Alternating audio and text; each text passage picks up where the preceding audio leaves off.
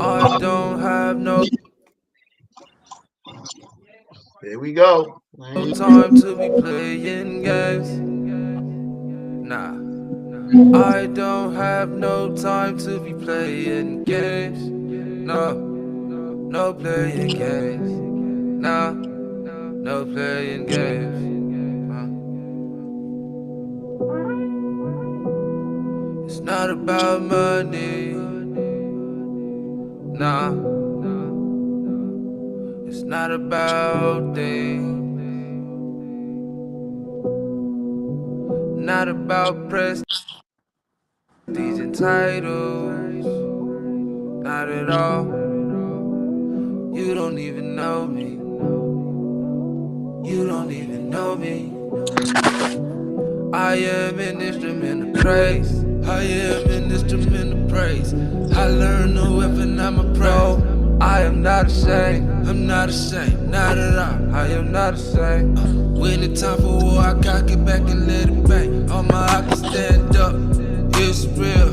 Royalty in our blood. We is real. Looking for the lost sheep. It's real. Let them know there's only one power. He for Israel. Yeah, it's not a game. I don't have no time to be playing games. Nah, I don't have no time to be playing games. No, no playing games. Nah, no playing games.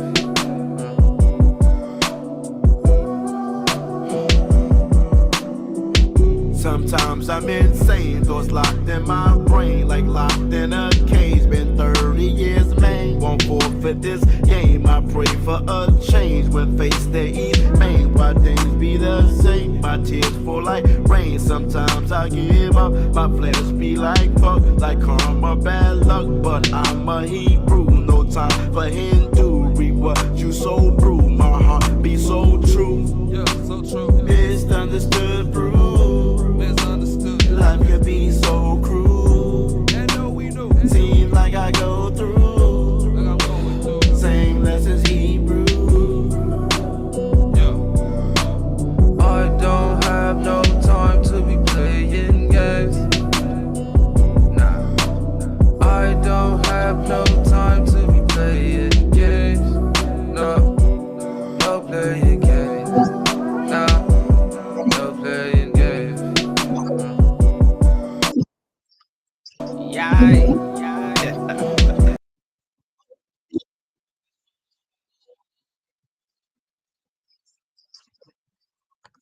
All right, all right. All praise and glory to the Most High, man. Can you hear me loud and clear? Let me unmute you guys. Um, welcome to our presentation. I should have put let's talk about the worlds up here, but this is your brother Mahara up on your Howard up on your Allah E37 Ministries. We have a great discussion this evening. And this conversation been going around for a while, right? Concerning Job, right? Concerning Job, right? Is Job an Edomite or is he an Israelite? What is Job? Who is Job? Right? All right. So I'm just giving you my introduction because, in my opinion, if Job is an Edomite, then certain prophecies I feel have to be omitted. Somebody is let me mute you so I'm going. I hear noise. Here you go. If Job is an Edomite, there's a lot of scriptures that talks about I have hated Esau and laid his hurt as a as a dragon in the waste for the wilderness and the indignation forever and all these different things. You know, it's gonna be a kind of a hard argument if Job is in fact an Edomite and he has a whole book about him. You feel me? Being perfect in the eyes of the Most High. You see what I'm saying? So, is he really an Edomite? Well, our special guest we have here, we have Rabbi Lewis, who is going to have the conversation concerning he's not an Edomite, right? And then we have other brothers that's going to chime in, as such as Isaiah Yasha Allah, who's going to be asking questions and things of that nature. And brother Rabbi Lewis is going to present his information. So if you want to get the breakdown, you want to really get into this topic of discussion, right?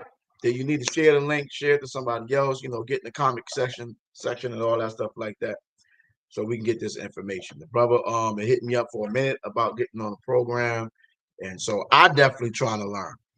Okay, I'm totally right now believe he is not an Edomite. So I'm just saying that from the jump. Okay, and I'm gonna ask Isaiah Yasha Allah, and we got Jeremiah. What do they believe from the jump, as we could have this dialogue? So, Mr. Isaiah Yasha Allah, my brother, your position right now is what again? You probably have to unmute yourself. All right, unmute Khan. Hey, shalom, everybody. Peace and blessings. Yabaraka Kami, how about Shema Shekau Shai? Pray to God of Abraham, Isaac, and Jacob. Bless you all in the name of his only. I also want to say a salute to Elder Maharka for his consistent ministry, Brother Jeremiah. Please say to y'all and our brother Rabbi Lewis, all right, which I am a brother and a friend, hope to be, you know what I'm saying, and a fan of. I like the many books that his brother put out. I know we've had good conversations. The brother got go. He definitely got going on a conversation on the ministry. So again, salute to the 12 tribes. So my respective stance is that Job is an Edomite from the bloodline of Esau. Okay. Now, let me say also that is also up for a respective stance. I am not an end-all be-all teacher. If I find out something's incorrect, I'll go with it, but I do not get carried away with every wind and doctrine. It has to be solidified and proven to me. But at this current stance, yes, Esau had a righteous son named Jobab. We know the ties is round like the moon. I'm weak. I like the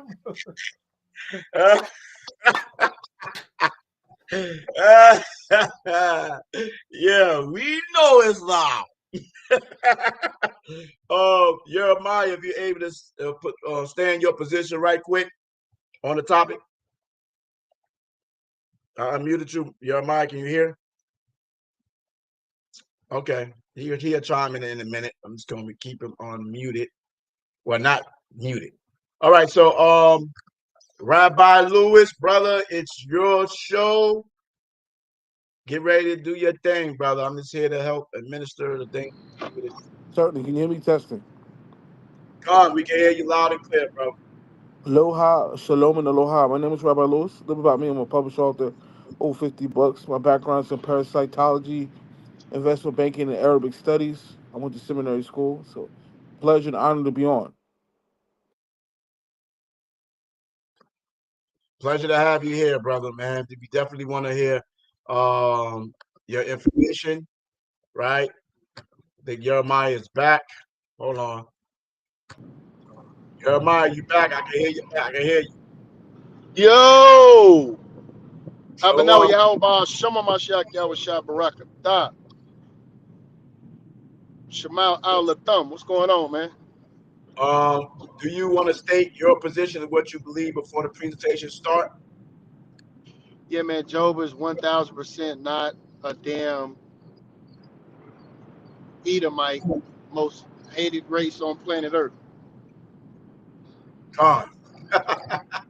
So we have the various stances, and if anybody interested later on to get in the conversation, you can. But right now, we're going to let Rabbi Lewis present his information for those that believe that he is an Edomite.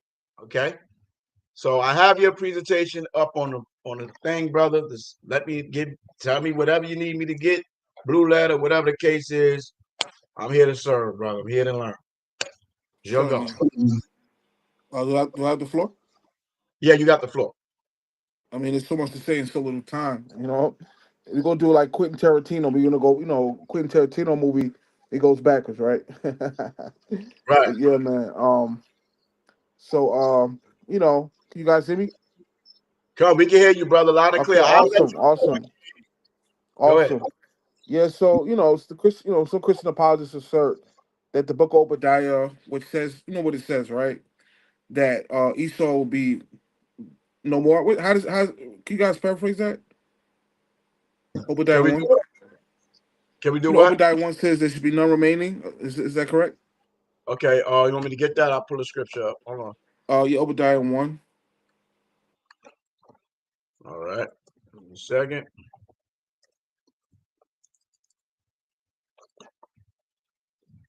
Okay, Obadiah. Let me share my screen right quick.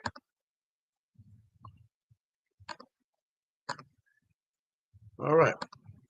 Book of Obadiah. Okay. Particular verse. None remaining. I think it's the last verse. Right. Right here, verse 118. And Uh-huh. in the house of Jacob, right? Matter of fact, let me read 17. But upon Zion should be deliverance, and there should be holiness, and the house of Jacob shall possess their possessions. And the house of Jacob shall be a fire, and the house of Joseph a flame, and the house of Esau for stubble, and they should kindle in them and devour them, and there shall not be any remaining of the house of Esau, for Yahweh has spoken it. Jeremiah, please share this to the chat room. I'm gonna try to share it. Yeah, no Certainly. remaining. Yeah. Now, if I could chime in on that. Yeah, you good. This is your flow. Go. So, wow, that's amazing. So, actually the Septuagint says no cornfield remaining, for argument's sake, right? In a nutshell, right? Let's not put the cart before the horse, right? So the Christians say that this is fulfilled by the Maccabees. John Hyrcanus was, right? Right. Mm-hmm. John Hyrcanus converted them. So they say this is okay. So do you know who Emperor Hadrian was? No, brother. I'm just here to listen, brother. You can tell us all of those. I don't know. Hadrian is the one who destroyed Jerusalem during the San Barcoba Revolution, you know, and he had a son. You know who his son was, right? No, sir. Antonius Pius, right? Now this is after 70 AD, right? So Antonius Pius sent letters to the rabbis at the time. You know what he asked them? It's gonna blow your mind. That is it? What's the weather today? I don't know. No, a little bit better than that. He said, am I an Edomite? Because he read the book of Obadiah. So he's asking, so it was fulfilled by the Maccabees. This is way after the Maccabees. So he was like, oh my God, I read Obadiah. Am I an Edomite? I'm scared. I'm not gonna make it into heaven. Interesting. Also to close out, the Talmud is right. Do you guys know what the Talmud is, right? Yes, sir. Mm-hmm. The Talmud. Talmud calls Vespasian an Edomite. Now Vespasian was the one who sacked the temple in 70 AD. I'll stop there.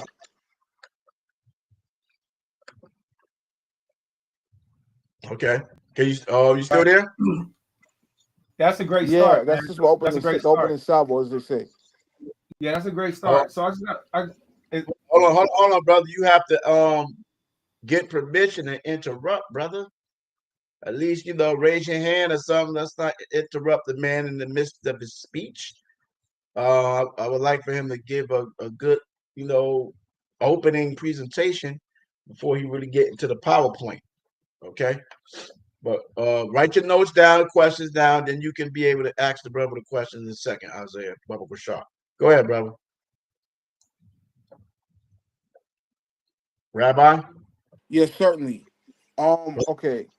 First of all, wait, I think is Isaiah a flat earther? Before we digress, I want to say one thing, if I could, not to move the Yeah. goalposts. You know what Okay. the book of Job says the earth is hanging on, right? I know it says the circle of the earth. I know it That's says. Isaiah. I'm talking about Job. Hold on. You You want me guys to know go? the verse. I think Isaiah knows the verse. Give it to him, Isaiah. It says the earth is hanging on what? To prove flat earth is wrong. Let me get it right quick. Isaiah Yasha'Allah, he talking to you. Yeah, I don't know what he's talking about. The book of Job says the earth is hanging on what?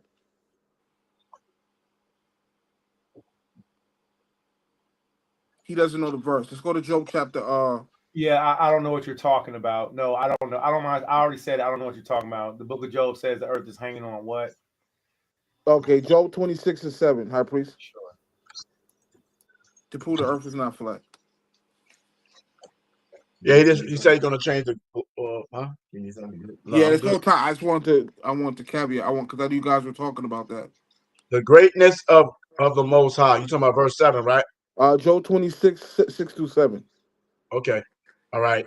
26, 6-7. I want to start with 5. It says, the greatness of God. Dead things are formed from under the waters, and the inhabitants thereof. Hell is naked before him, and destruction have no covering. Here we go. He stretcheth out the north over the empty Hold on, place, empty space. That's space itself. Read on. and hangeth the earth upon nothing. It's hanging on nothing, meaning what? It's floating in outer space. It is hanging on nothing. It's floating through space. That's headshot. But anyway. Okay. Okay. He just want to switch right quick and go right to because we was talking about that a minute ago. Very interesting. The earth is and hangeth of the earth upon nothing. Sounds very, very interesting. Hey, how you doing, Black Jesus? What's happening? How you feel? Hey, we having we doing good. I'm having the Rabbi Lewis show on, about Job being an Edomite. So I just sent you the information, so we can chop it up after. Okay, y'all doing the show now? Yeah. Oh, okay. I'll listen in, and yeah. Are you getting your presentation ready? Oh yeah. You gotta just send me the 3 kings you want to talk about, brother. I sent it to you 10 times. No, you ain't send me the 3. Send me the 3 specific people we gonna talk about. That's it. That you want to talk about. I gave you the list, and you were able to choose. I don't want to choose. I want you to choose. All right, brother. I'll do that. Thank you, brother. Appreciate it. All right. So, okay. All right. So let's continue. Since he just went there real quick. So what else we talking about? So you ready for a question, or you want to continue making your opening statement? Oh, okay. He can go now if he wants to address Job or anything I said. Okay. Well, he can speak for himself. He don't believe that the earth is flat. Isaiah Yashar. So what you want to ask him a question concerning things that he was saying about these particular individuals, Vespasian and whatever the case is, because he said he wanted to go backwards to go forward. So do we need to go a little longer so we can, or you ready to ask him the question to lead him to proving is Job an Edomite or not?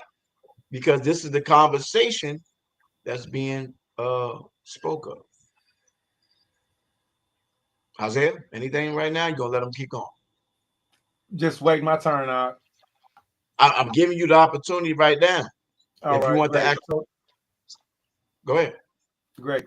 So let's go back to the book of Job. First of all, I don't understand why he said boom, headshot. That scripture doesn't prove the shape of the earth. It just proves the location of it and that it's suspended on nothingness. Second of all, the brother completely did that for nothing because I'm not a flat earther. I've been teaching that the earth is a sphere, and it's been written about in the Bible as a sphere for as long as I've known to have read it in astronomy and in the Bible. So with that being said, I'm grateful that we went there. So when I need to show that he stretches out the north over empty place and hangeth the earth upon nothing, when I need to show that he hangeth the spherical celestial globe on nothing, I'll use that. Appreciate you. All right, so let's backtrack. All right, so I would like to know if brother could please prove his quote saying that. So first of all, and thank you again, brother, because yes, Hadrian. For those of you who don't know, Hadrian is the Edomite who was in charge of tearing down our walls and then salting it to where our land wouldn't grow back again. He picked it apart brick by brick, but he also, this is a fun fact, he also believed in the Bible. So him and his son didn't want to do, when you read it from certain perspectives, it looked like, oh yeah, they was just forced and blood hungry. But since they knew the Bible, they knew they had to, but didn't want to. So the point of saying that is to say, I would like for the brother to please prove his quote to where he says, "Am I an Edomite?" quote, and I'm just asking that for edificational purposes only, because I think that's wonderful.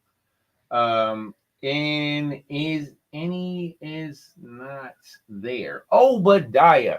So let's have another fun fact. Let's look back at the book of Obadiah. All right, where are we at? Obadiah chapter 1. That's so fun. It's only one book of Obadiah, right? All right. So Obadiah. All right.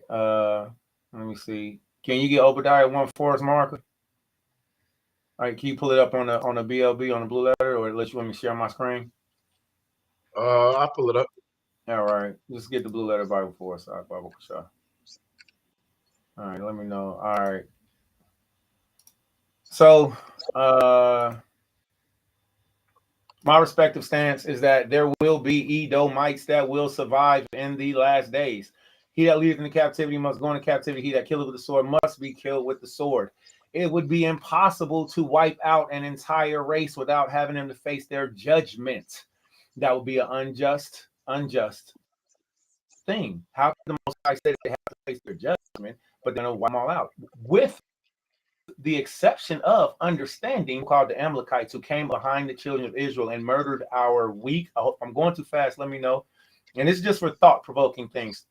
The Amalekites specifically, when we were coming out of the wilderness, when we were tired and we were weary, etc., they murdered our crippled. They murdered our babies. They murdered our old people. They murdered the ones who were wounded. And while the Israelite men had to fight to run back to the army to kill the Amalekites and protect our families, the Most High said, remember what Amalek did. They shall be wiped out forever. So I think that's a very important imperative point to put out there, that our people have to understand there's differences within the Edomite branch. And I'm pretty sure Brother Lewis is going to do that. He's going to start from that direction, go from this direction. And so I just think that that's an interesting point to keep in mind. He didn't say all of, all right. So that's something to look at, and he didn't say there shall not be any remaining. All right. If he did say all of, then show me. I'll look at it with you. Rabbi Lewis is smart enough to know that any word that's in italics means it was not there in the original Hebrew. So as we look at Obadiah chapter 1 and we see verse, what is that, 17? So like that, sometimes numbers go back 18. I'll read it down. So a fire, and forgive me, I'm looking at it on my screen, so I'm just kind of scrolling down on my screen. A fire and a house of Joseph, a flame and a house of Esau for a stubble. So all glory to the God of Abraham, Isaac, and Jacob. We will be used as the Most High's battle axe. The Wisdom of Solomon chapter 3. Wisdom of Solomon chapter 3, if anybody ever wanted to get that, there's a precept to this one saying that Israel will be a fire and the house of Esau will be a stubble. It's during a time of our visitation where we'll come back. It's called the regeneration, not the reincarnation. Regeneration is Hebraic, reincarnation is East Indian. You come back as something else. So during the visitation, which is also known as the regeneration, we'll come back. There's a precept for that, Wisdom of Solomon 3. It says, and they shall kindle, all right, and the word that we have there is the lak.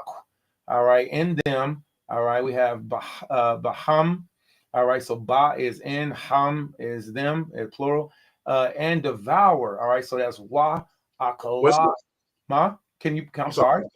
What's the verse in Wisdom of Solomon? Wisdom of Solomon, chapter 3. Wisdom of Solomon, chapter 3, KJV. And what else? What? And it starts at verse 1. Wisdom of Solomon, try to recharge you by night. I have it up on the screen.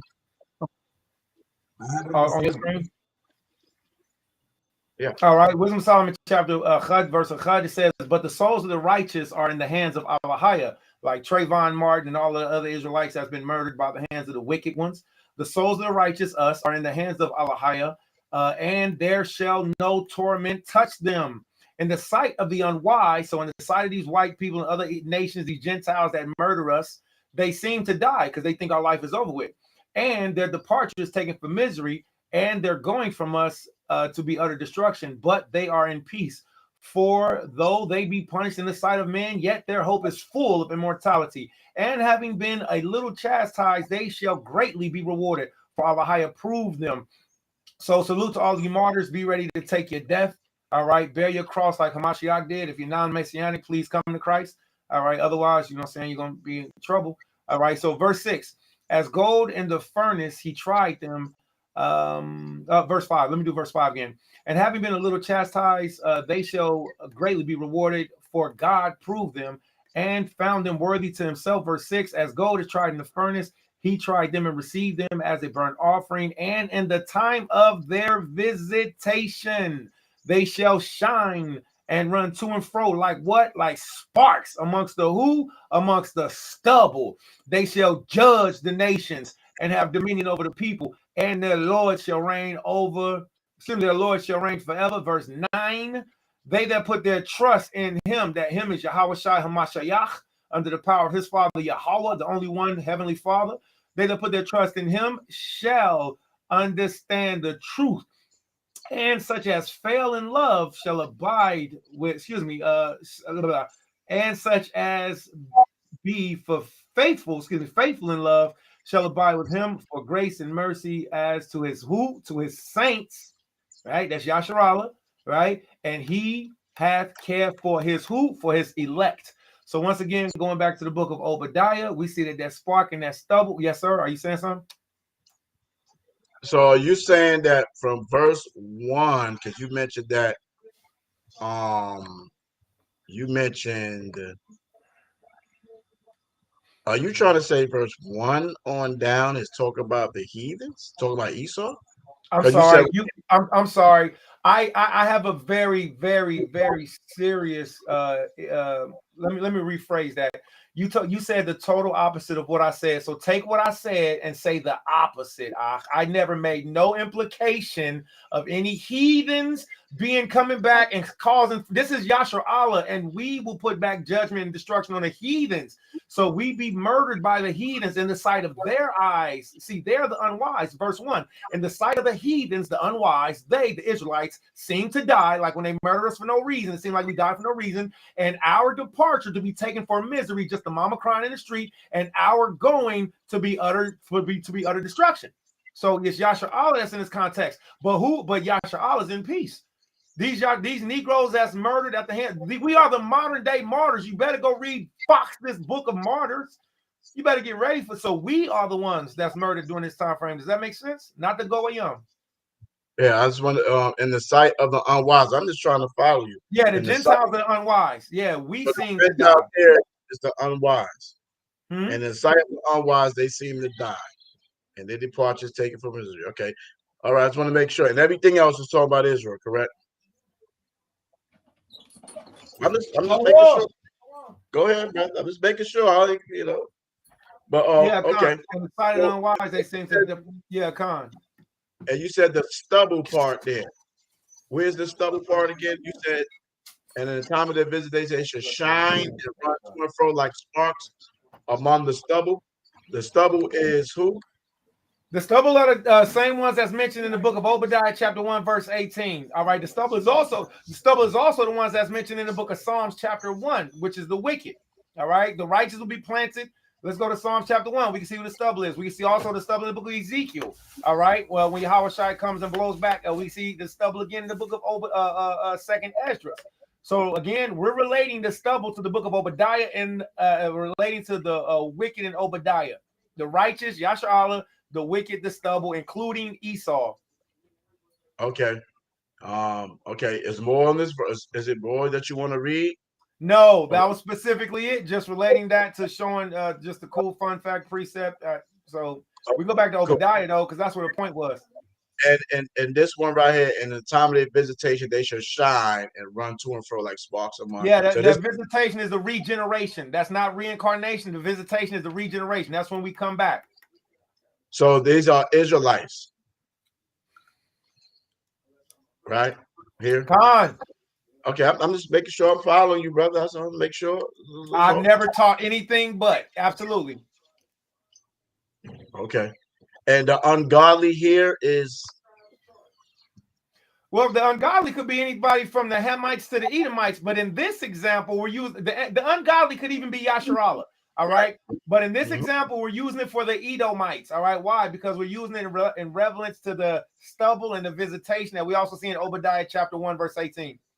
Okay. All praise. Also precepted with Psalms chapter to make a whole bigger spectrum of who the stubble could be. Go to Psalms chapter 1. And that's just anybody that forsakes the word of Yahweh.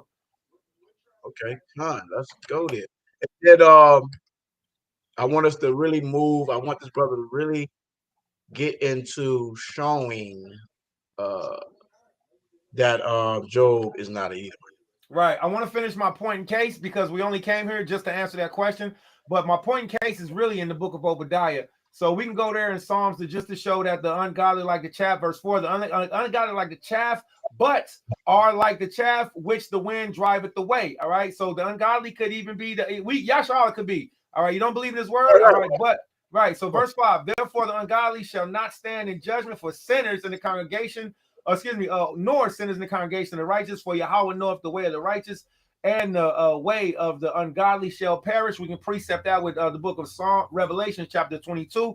Let him that is filthy remain filthy, him who is righteous remain righteous. Behold, I come quickly, and my reward is with me. So let's go back to the book of Obadiah real quick, and we'll see how these Edomites right here, even though they will receive a judgment, they will have a portion of salvation. Why? Because they have to go into slavery. They have to be killed, and they have to go into slavery just like they did to our forefathers. But there's a specific branch named Amalek. The Most High even says in the book of Obadiah right there, he says, "Oh, ye men of Teman." So he's calling them Teman. Teman is the son of Esau, so they're going to be alive. Go to Genesis chapter 36. It gives the whole genealogy of Esau, including the name Jobab right there, which we're going to go to Issachar of Seville's etymologies, and he's going to teach us about Jobab too. So I want to go to what the brother is saying, and I want to see if Obadiah has the word all of Esau, because there was an emphasis that was put on that, but it shouldn't have been because the word ain't there in Hebrew. So let's go to Obadiah chapter 1 once again, verse 18, if you don't mind, Baba Kushah. Okay, we did. Okay, I'm looking on my screen, and as we're looking in the body off, I'm gonna go to your screen. So as we see, it says, and we see, so the Hayaha, it say Habayath, that should be the house. And it says, Wayaiquab of Jacob shall be, it's Wahaya, it shall be fire, that's Ash. It said, and it says, and the house, that's Wabayath, Wabayath, Joseph, Wahyawasap. It says, fire, that's hold on, stop right there, please, because I got to read flame. 1 second right there. The water, my Lord. So that's Lahabaha, and then it says, and house, Wahabayath, Esau. And it says Esau. Okay, go ahead, read down, please. And it says stubble, Laquash. All right, stubble is Laquash. Let's scroll down, please. All right, and it says, and they shall kindle. All right, let's go down, and them and devour, and shall fire not be. Let's go down, please. All right, let's stop right there. So scroll back up one moment, one more right there. So boom. So I love it when we do this because reading is fundamental. Salute to the Zaquan Karat Allah. Thank you. Right. That's it right there. So salute to Zaquan Karat Allah and all those elders who rule well. Zaquan Padazaz, Zaquan Nathan Yala, Zaquan Maharika, and Zaquan Rabbi. Rabbi, I know you. You're a good brother. We ministered together many moons. So this isn't, as a teacher, a verse I would have pulled because the word any is not there. Therefore, that changed the entire context of it. Esau has to serve into slavery. Yahweh was not unjust. Can we scroll up just a little bit, please? It says not be, which is la'a hayaha, yahaya. All right. I apologize. My other way. Remember, I'm airplane. My up is down, right? Lahaya, right? And just right where the word any is, just a few bit, right? Just any at the right, very top. Right there. Perfect, my Lord. So right there. So since we see that there's no Hebraic word, there's no H8300, you can't do that. It's not scholastically fair because it changed the whole narrative. And it says, and not Esau remaining. So this could be anything from his rule. This could be anything from his rulership to his entire nationality. We have a problem with that because you read the same book of Obadiah. We can just do this right here. I yield the floor on this last point. You read the same book of Obadiah, and the name of Teman is mentioned right there. So how is Yahweh going to call on Teman, and at the same time, he's saying going to destroy all of them? Because the word any really matters. I yield the floor, but I'm not saying that he's wrong because of that. I'm just saying as we teach, these are things that we have to pay attention to. So can you please prove the point? I am Edomite. I thought I was safe inside the Christ. Can you prove that Vespasian's son said that? And that would just be a fun tip for us. And then also, I believe it was Job. Yeah, we did the Job.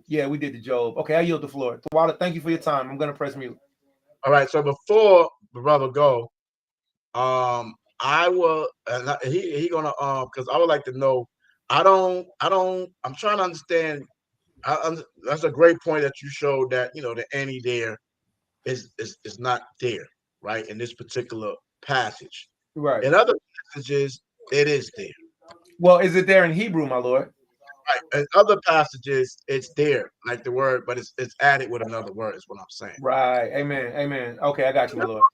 Because I'm trying to, listen, I'm going to listen, right? And so when I looked it up, this word right here, wait a minute, can y'all see it? Hold up. This word right here. Oh, this is Genesis. What is this? Who is this calling me? Hey, shalom, Matt. Oh, you in the... All right, I got you. Hold on. Oh, let me add Jeremiah. He's in the back chat. Why I don't see his name and all that? Okay. All right, I see it. Okay. So I don't know. Come in.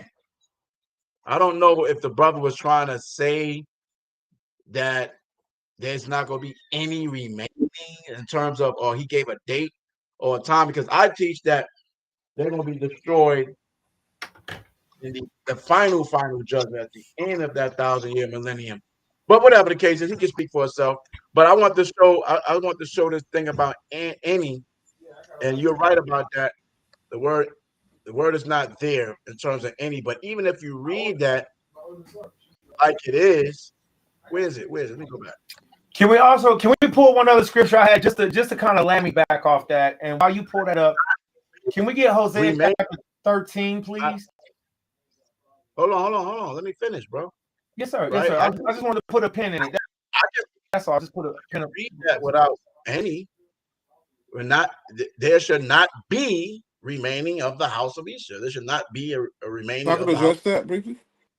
But go ahead, brother. Go ahead. Go ahead, Rabbi. Certainly. Where do I start? So,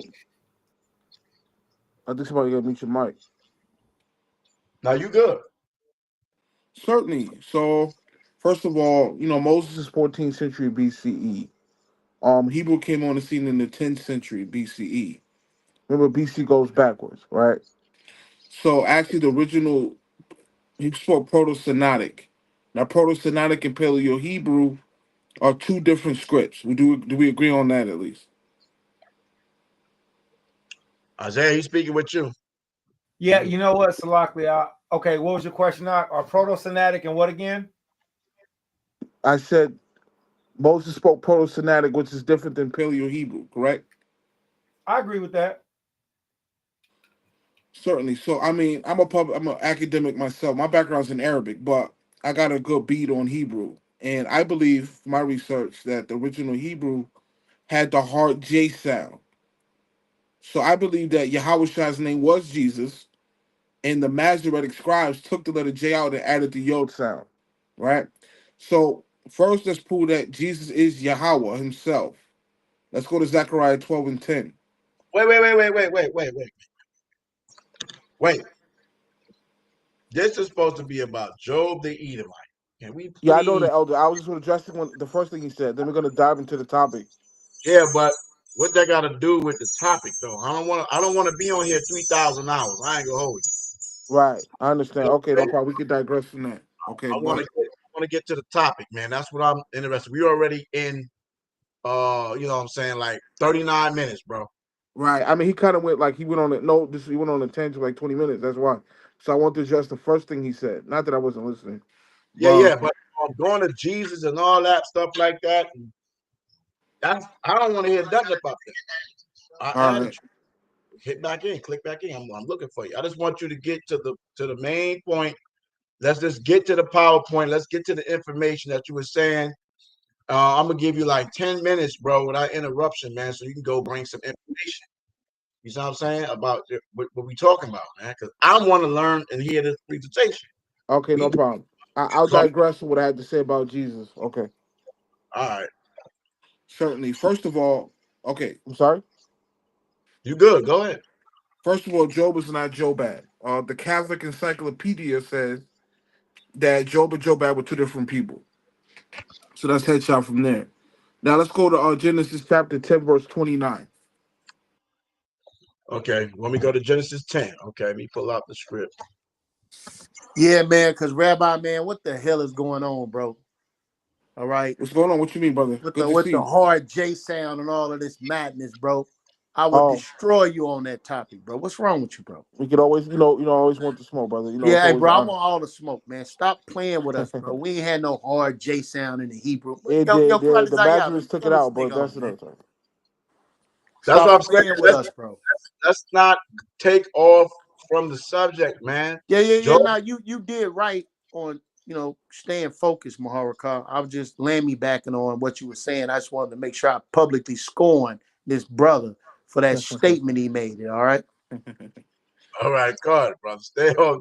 Let's stay where you went at. Come back, brother. All right, so now I'm getting Genesis. Now we dealing on Job. Genesis chapter 10, verse 29. Job the Edomite. We're not going nowhere else, brother. Nowhere else, but on this Yeah, we're topic. sticking to that. Yes. All right, go ahead. So Genesis let's 10. show that there was multiple Jobabs, right? Genesis 10, 28 through 29. If you can put it on the screen. Oh, it's already on the screen. You want me to read Genesis 10 and what 28 verse? through 29. 20 through 29. No, 28 through 29. Okay. Genesis 10:28. And Obal and Abimael, Abimael and Sheba and Ophir and Havilah and Jobad. Yeah, this Jobab was a descendant of who? Go up to verse 26. Yoktan. This is not Esau. This is Yoktan's descendants. Ooh. So he had a son named Jobab too, right? Interesting stuff. But So can we look up? I'm just want to see, yeah, what it sure. says, information they got there, because I'm just trying to learn, right? And that's why I wanted you to go through this, because I'm trying to learn what you're presenting. Strong's H3355. Yoktan.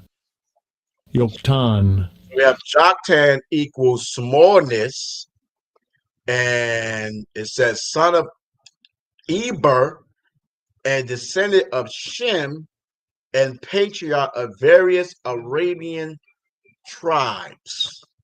Okay, so that's that Joktan right there. So let me go to the verse you was at when we had the Jobad here in 1029.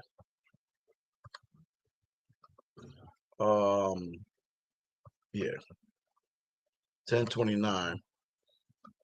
Jobad, right? That's it right here, right? Yeah. Strong's H3103. Yovav. So there's nine Yovav. references. Jobab equals a desert. The last in order of the sons of Joktan, the descendant of Shem. Then it says two, one of the kings of Edom. 3, the king of Madon, located in northern Canaan, and one of the kings who opposed Joshua during the conquest and who were routed at Meron. Then it has the head of a Benjamite house and another Benjamite. It says Jobab, the name of 2 Israelites and of 3 foreigners. Okay. So based off what we read, this particular Jobad is descendant of Shem, Ibar. Okay, go ahead, bro. Certainly. So let's show there was a Job from the tribe of Issachar, right? Now keep in So mind, Job is not Jobab according to the Catholic Encyclopedia. So there's no way around that, right? Job, give me I'm sorry. Keep. I don't mean to interrupt. I just want, just for note's sake, will you please repeat yeah, that? go ahead. huh? Would you repeat about Jobab and Job not being Jobab? Will you repeat that, please? Yeah, can you hear me? Yeah, you Yes, I can can be hear heard. you. I just didn't catch it. Will you repeat it, Oh, please? yeah, the Catholic Encyclopedia says Job and Jobab are not the same person. That's in the Catholic Catholic Encyclopedia. Encyclopedia, which is a primary source. So yeah, let's go to Genesis. 1 second. Genesis 46 and 12 through 13.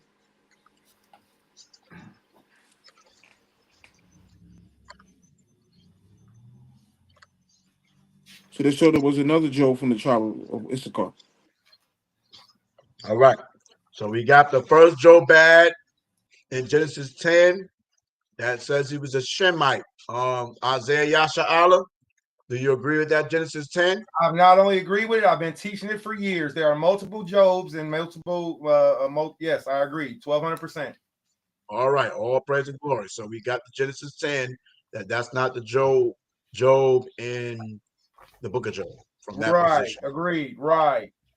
Cool. So now we are in Genesis, the 46th chapter, right? And the 12 through 13.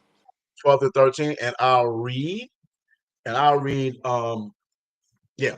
And the sons of Judah, and Onan, and Shelah, and Perez, and Zerah. Zerah. Now it's interesting. Who was Eliphaz's? Jobab's father was also named Zerah, right? So there was two. There was multiple Zerahs as well. You know. Oh, so can we stop then? Because I would like to see what's being Yeah, said yeah. here. That Jobab's state. father in Genesis was Zerah. There was multiple Zerahs. One of them was an Israelite. Okay. So Zerah or Zara equals rising. A son of Reuel, and grandson of Esau, one of the dukes of the Edomites, twin brothers of Perez, sons of Judah and Tamar.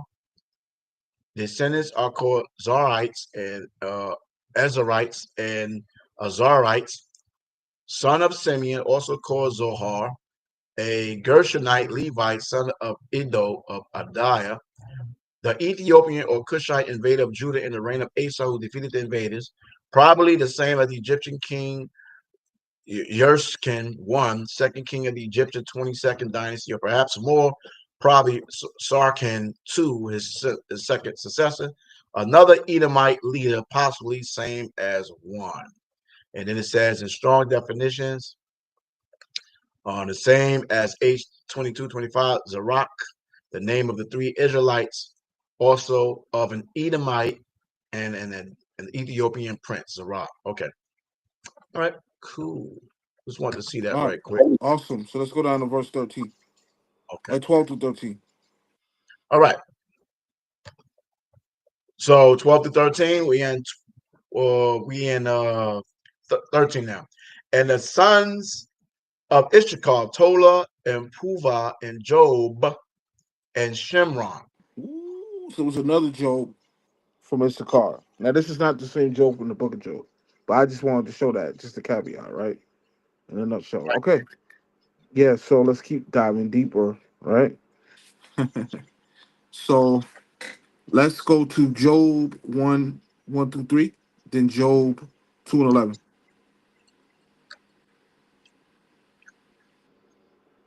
Job 1 through 3 first. Now, the word Edom or Esau is nowhere in the book of Job. We agree with that, right? Isaiah. Will you repeat the question, please? Do we agree that the word Edom or Esau is nowhere in the book of Job?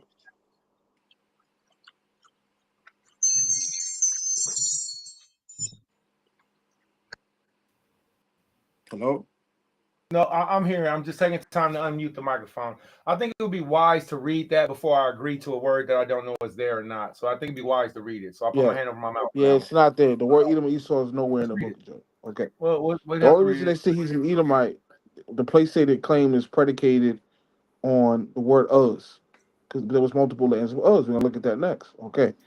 Go Job 1, 1 through 3. Job 1, where you at?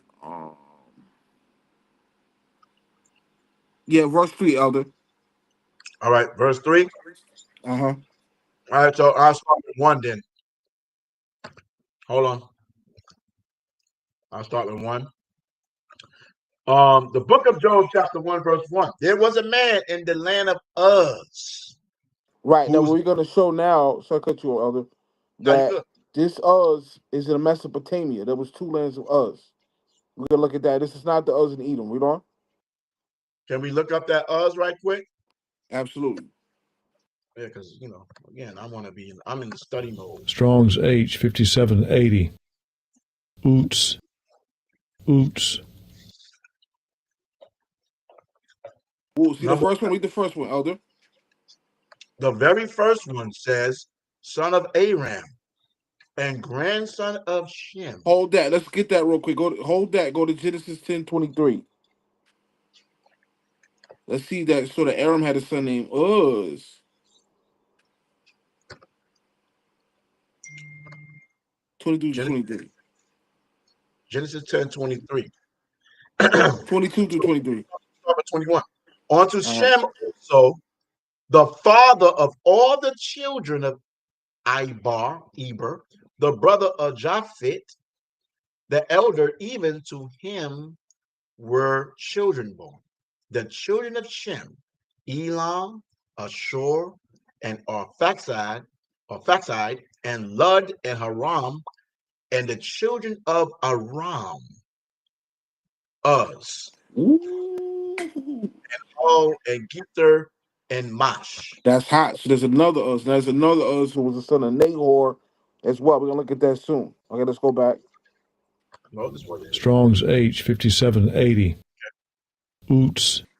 Oops. Oots. Oops. Hold up. Okay, hold up. Job 1, back to world. So now we got us going back again to Shem. All right. Whose name was Jobah.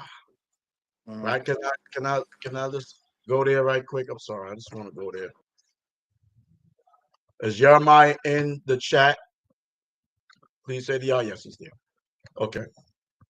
So Strong's H 347. Eov. Eov. ooh, hate it. Wow, that's interesting. Hate it. The patriarch, the subject of the book of Job, from hated, i.e., persecuted. The patriarch famous for his patience. Okay. Compare Hey, Arabic. Okay, so, let's go to you mind if we do something before we go too far? Oh, sorry, you. My bad. yeah, okay, Job 1 and 3. We're gonna go to Job 2. Okay, very interesting there. All right. And the man was perfect and upright, and one that feareth God and escheweth evils. And there were born unto him 7 sons and 3 daughters, 10 children.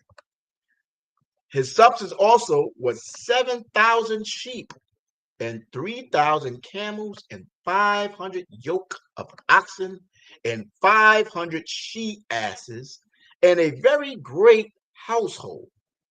So that this man was the greatest of all the men of the east. Right. Now let's highlight that, right? Now the word there in the Hebrew is not man, it's son. The word there is Ben. But he was from the sons of the east. Now, where is Edom in relation to Israel? What direction? You ask To the Isaiah. south. Edom is to the south. It's to the south. This is a different direction, right? So let's go to Job 2:11. So I, now the east is in Mesopotamia. I'm going to be proving that tonight. The east is Mesopotamia, not Edom. Right. I want to look up east right there. Strong's H 6924.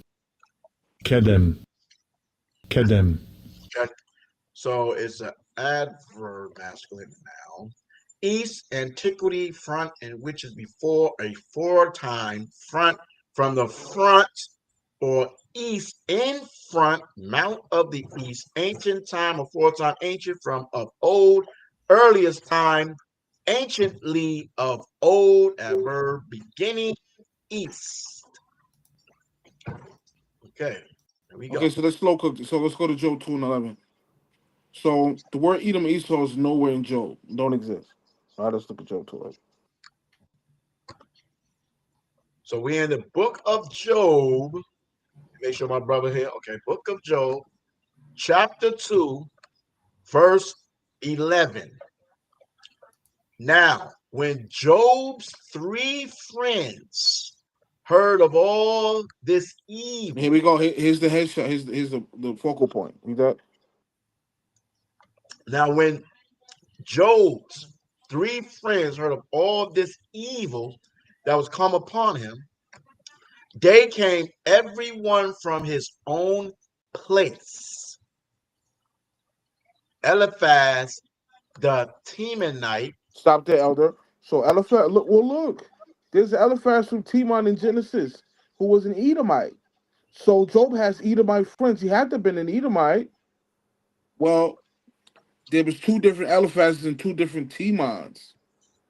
This is not the same Eliphaz from Genesis. Yeah. So let's prove that. So there was 2 Eliphaz and there was 2 lands of Teman. Now, what was Ishmael's son's name? Do you know? You got to be talking to you. And I'd have to go down Genesis chapter 36 and read the list of all of Ishmael's sons. But if he has one of this name, I wouldn't be surprised. Yeah, so let's go to Job 6 and 9. Okay, hold on. My last point. Okay, hold on for a second. I'm still answering. We also have to keep in mind that there are multiple men who have multiple names of Yasha Allah, and that's the point that I want to look at when we're done. But let's see what Genesis says. We're going to 36. Okay. Yeah, let's go to Job 6 and 19. Okay. I'm going to go to Genesis. I'm just for the record, I want to look and see what it says there, right? And it says Temanite or Temani. See, Teman, southward. An inhabitant of Teman, located east of Idumea, descendant of Teman, the grandson of Esau and the Duke of Edom, is the saying here. That southward sounds very interesting there. Okay. Certainly. So the scholars say, look, I'm sorry. No, yeah, brother, you good. So the scholars say, look, this has to be the same person from Genesis. He had the same name, Eliphaz, the Teman. There was 2 different Eliphazes. There was 2 different lands of Teman, right? Now, let me ask you, who was Eliphaz, the Temanite's wife? Do you know? I don't know her name. She was a Horite concubine. Now, the Horites were living in Edom before the Edomites took it. We're going to look at that next. So let's go to, it showed there was 2 Temans, right? One from Edom, one from somewhere else. Let's look. All right. Job 6 and 19. Can I just look at this because I'm studying rock with y'all. Teman equals south, right? And we have south and we have east, right? And also here it says son of Eliphaz, grandson of Esau, and one of the dukes of Edom. The tribes descended from one noted for the wisdom of its people. And it comes back as a proper locative noun. The region occupied by the descendants of one located east of Idumea. I just found that kind of interesting right. So now you said go to Genesis now. Oh no, we're gonna go to Job 6 and 19. Okay, we're going back to Job 6 and 19. Start of verse 18, Bible Kishah. Job 6 and 18 through 19. Okay, come. The book of Job, chapter 6, verse 18. The paths of their way are turned aside. They go to nothing and perish. Here we go. The troops of Tema. The troops of what? The troops of Tema looked. The company of Sheba waited for them. Yeah, so the Temanites come from Tema. Now let's see who Tema was the son of. Go to Genesis 25 and 15.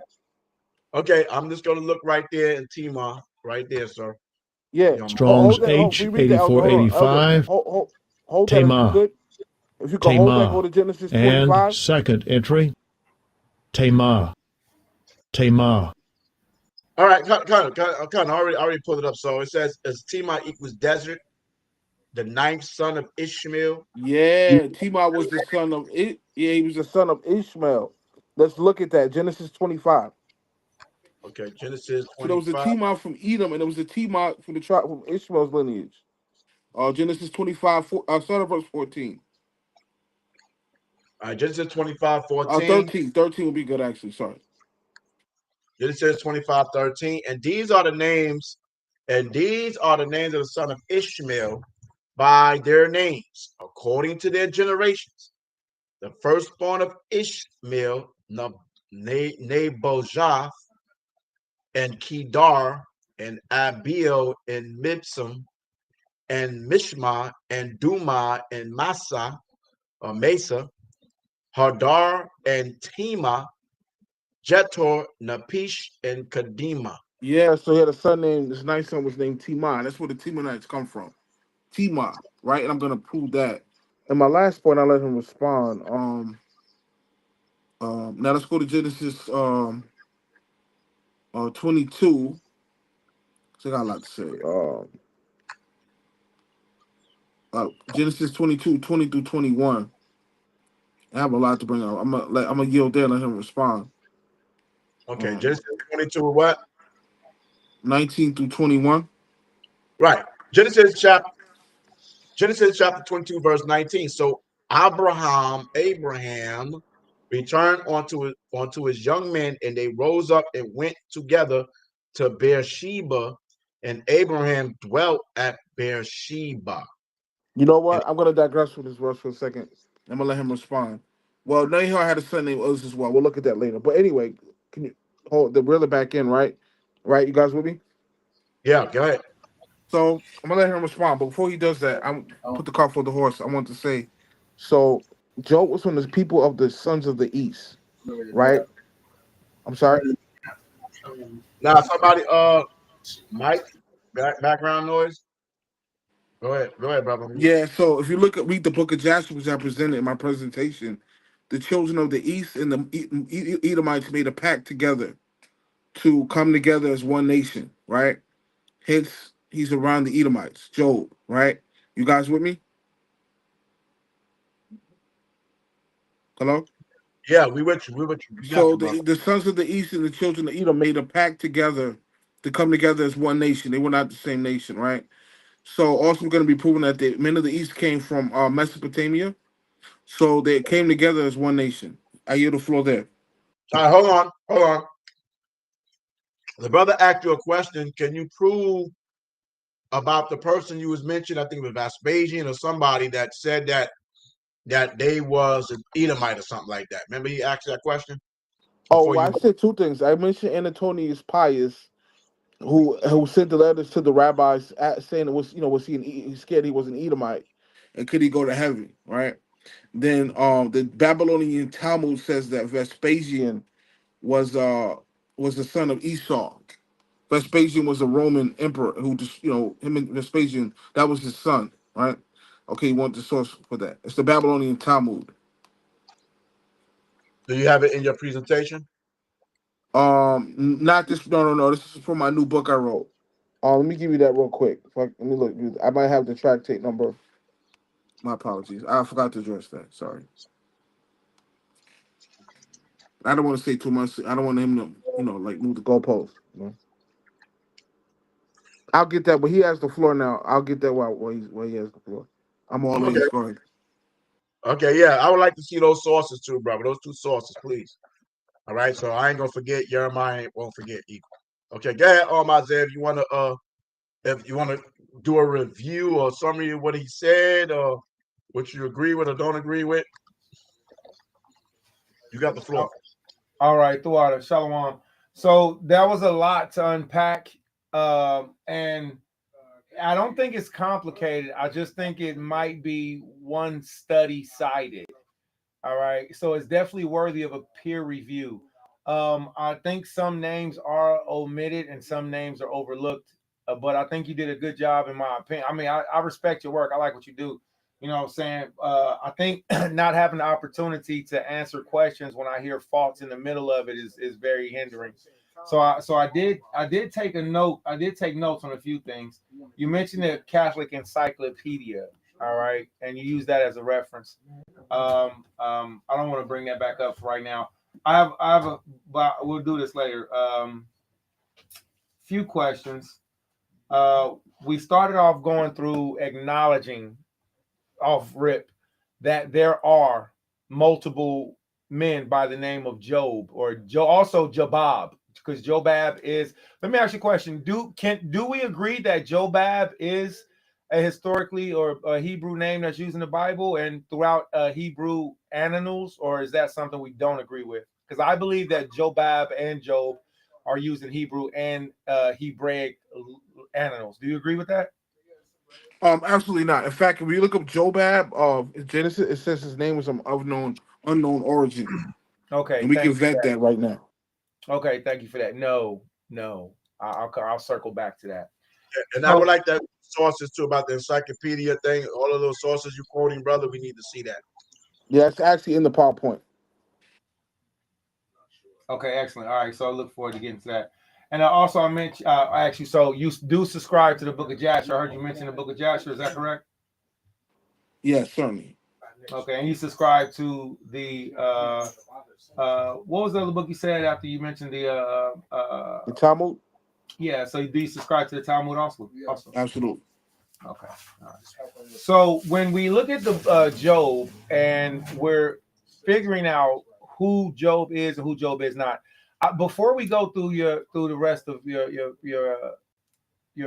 points, I want to ask you: can you say what nationality and what tribe Job is from? Yes, he's from the children of the East, Okay. which are So Mesopotamia. Mesopotamia. before we go forward, because that's a large area, and then also Right. when we're looking at the kings that ruled at certain time frames, and Edom being to the south, we do know that that's encumbering on when that kingship is ruling, right? So Judah inhabited to the south at a certain time frame, but as you mentioned, also there was a nation that ruled Edom before the Edomites lived there. So that means that the rulership of Esau wasn't always just in one location; it was where they nomadically lived. Do you agree with that? No. In fact, if you look at my PowerPoint, I actually have a quote, and I'll give it to you. And this is from Barnes Notes Encyclopedia. It Well, says, just before, wait, it's still my floor. So I just wanted to know. just 5 seconds, and I'm No, going to no, no, yield back no, to no, you. no, loud, not yet, please, not yet. You asked the question, right? To answer the question or no? Well, he answered the question, Well, and just then give me he was 5 seconds, to and I yield the another floor back to you, point. brother.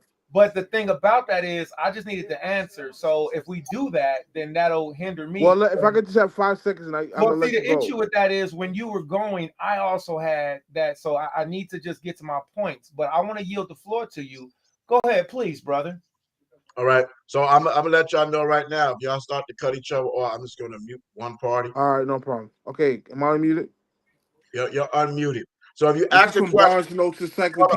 hold up. If you ask anybody a question, let them give the answer.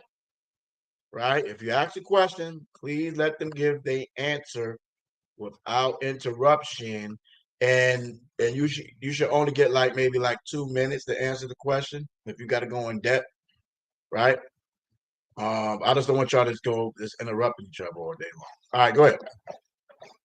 Okay, am I unmuted now? And what's the question again, Isaiah? Because now I'm lost. What was the question?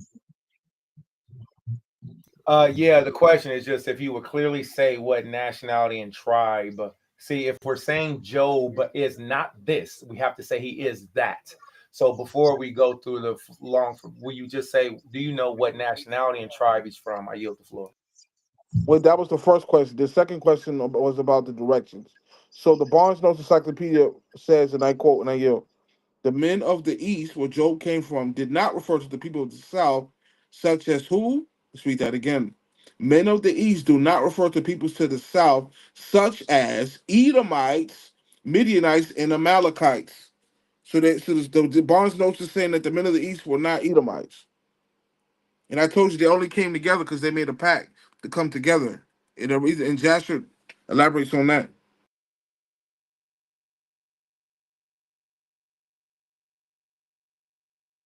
Is that also in your PowerPoint? Because I have it up here right now.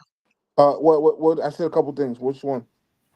Whatever you just said about the men saying they're not from the east or whatever. Oh yes, certainly. Sorry to be long. Yeah, that's page one.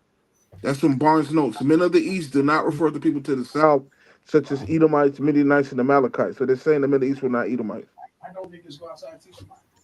Can you see it on the all right, right here. And I quote, here's a headshot. Here it says, here's a headshot proving the men of the east were not Edomites.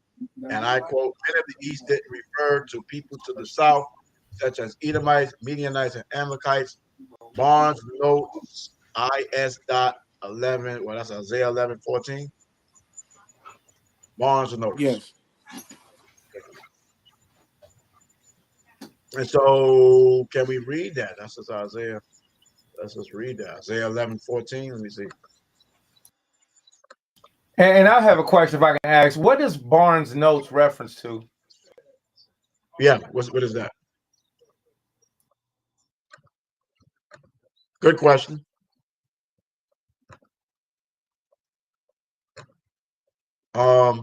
A rabbi, he asked you a question.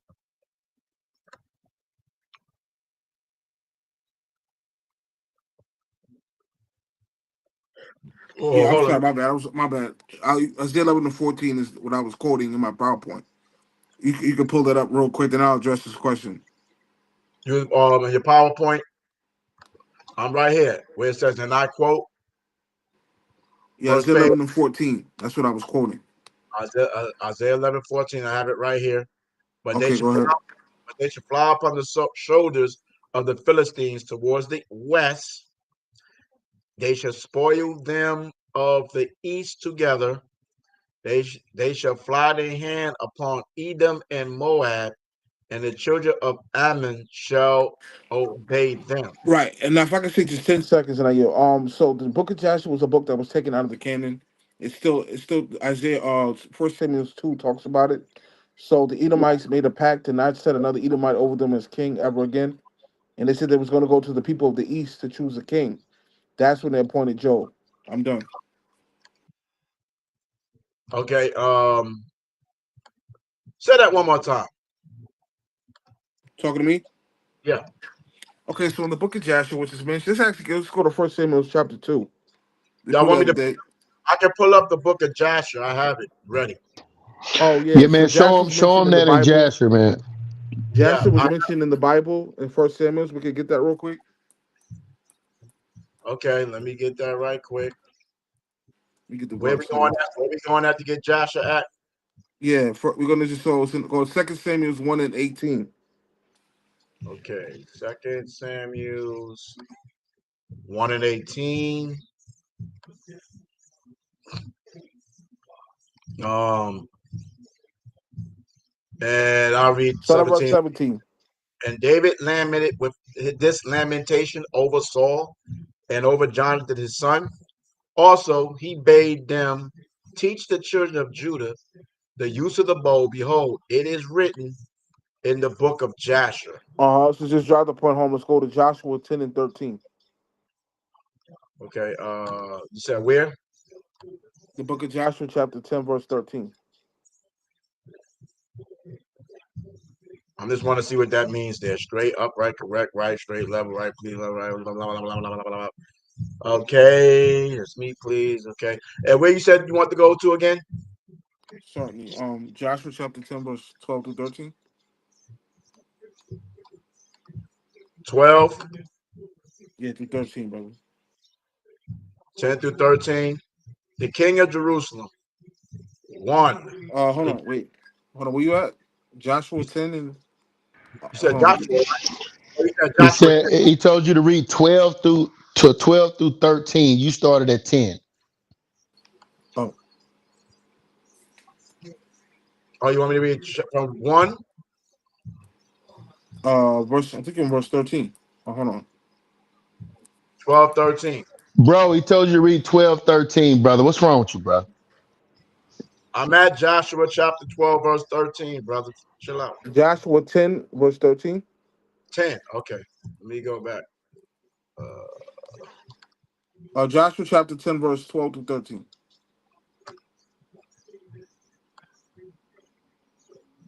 All right. Joshua chapter 10 and 12. Then spake Joshua. Hold up. Hold up. Did somebody drop off? Hold up. All right. Let me go back. Hey, thou got kicked off, brother. Did Joseph spake Joshua to Yahweh the day when Yahweh delivered up the Amorites before the children of Israel? And he said in the sight of Israel, Son, stand thou still upon Gibeon, and thou moon in the valley of Ajalon. And the sun stood still, and the moon stayed, until the people had avenged themselves upon their enemies. It's not just written in the book of Jasher. Here we So go. it's So Joshua's mentioned in the Bible. So, okay. yes, yeah, it's awesome, right? So Joshua says the Edomites made a pact. You know what they said? We're not going to set another Edomite over us as king ever again. He's going to, so they was like, we're not setting another Edomite over us as king ever again. You know what they said?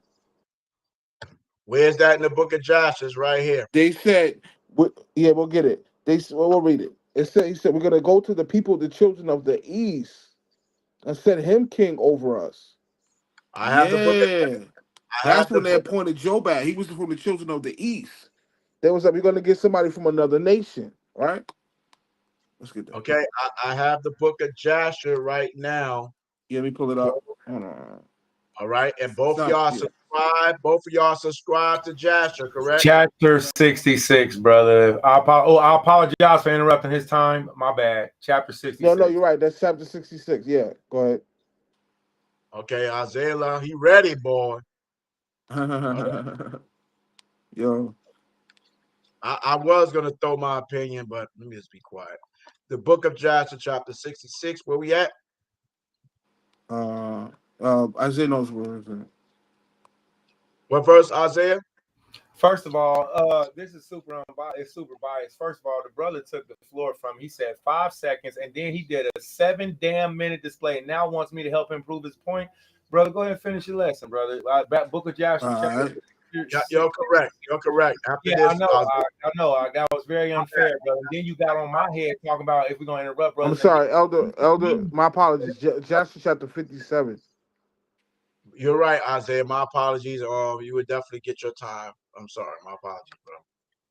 Joshua 57. Yeah. And what? 38. Okay. And it came to pass in those days that the children of Israel resolved to crown a king over them in the land of which they became possessed. And they said to each other, not so, for he shall reign over us in our land, and we shall be under his counsel, and he shall fight our battles against our enemies. And they did so. Here's the point. Matter of fact, let me read 37 for myself. And the children of Israel took all. All right, let me read 36. And the children of Israel dwelt in Seir in the place of the children of Seir. Children of Israel should say children of Esau. And the children of Esau, my bad, thank you, dwelt in Seir in the place of the children of Seir, and they inherited their land and took possessions of it. And the children of Israel took all the belongings in the land of the children of Seir, also their flocks, their bullocks, and their goods, and all belonging to the children of Seir. And the children of Esau, that was the Horites. Read on. And the children of Esau dwelt in Seir in the place of the children of Seir unto this day. And the children of Esau divided the land into divisions of the 5 sons of Esau according to their families. And it came to pass in those days that the children of Esau resolved to crown a king over them in the land of which they became possessed. So it was like, okay, we're going to set a king over us. Now let's see what happened. And they said to each other, not so, for he shall reign over us in our land, and we shall be under his counsel, and he shall fight our battles against our enemies. And they did It's the so. headshot, verse 39. And the children of Esau swore, saying that none of their brethren shall reign over them, but a strange man who was not of their brethren, Ooh, they for the should read son, that again, Elder? but a strange man who's not of their So brethren, they're like, yo, we're not going to sit on the Edomite over king. We're going to get a strange man, not of our brethren. That's who they took. Read on. for the souls of all the children of Esau were embittered, every man against his son, brother, and friend, on account of the evil they sustained from their brethren when they fought with the children of Seir. Therefore, the sons of Esau swore, saying, from that day forward, they would not choose a king from their brethren, but one from a strange land on to this day. Ooh, that's it. But let's keep going. Go down and go to Joshua 58. Start at verse 25. Yeah, man, this is where we get democracy from. Right. Can I finish this reading this? This is the 45th verse. And there was a man there from the children, from the people of Agias, king of Dinhabah. His name Well, was Elder, Bel. that's on topic. I don't want this on topic. Let's go to Joshua 58, 25. All right, I'll read this myself. Joshua 58. Okay. Yeah, 25, right to the point.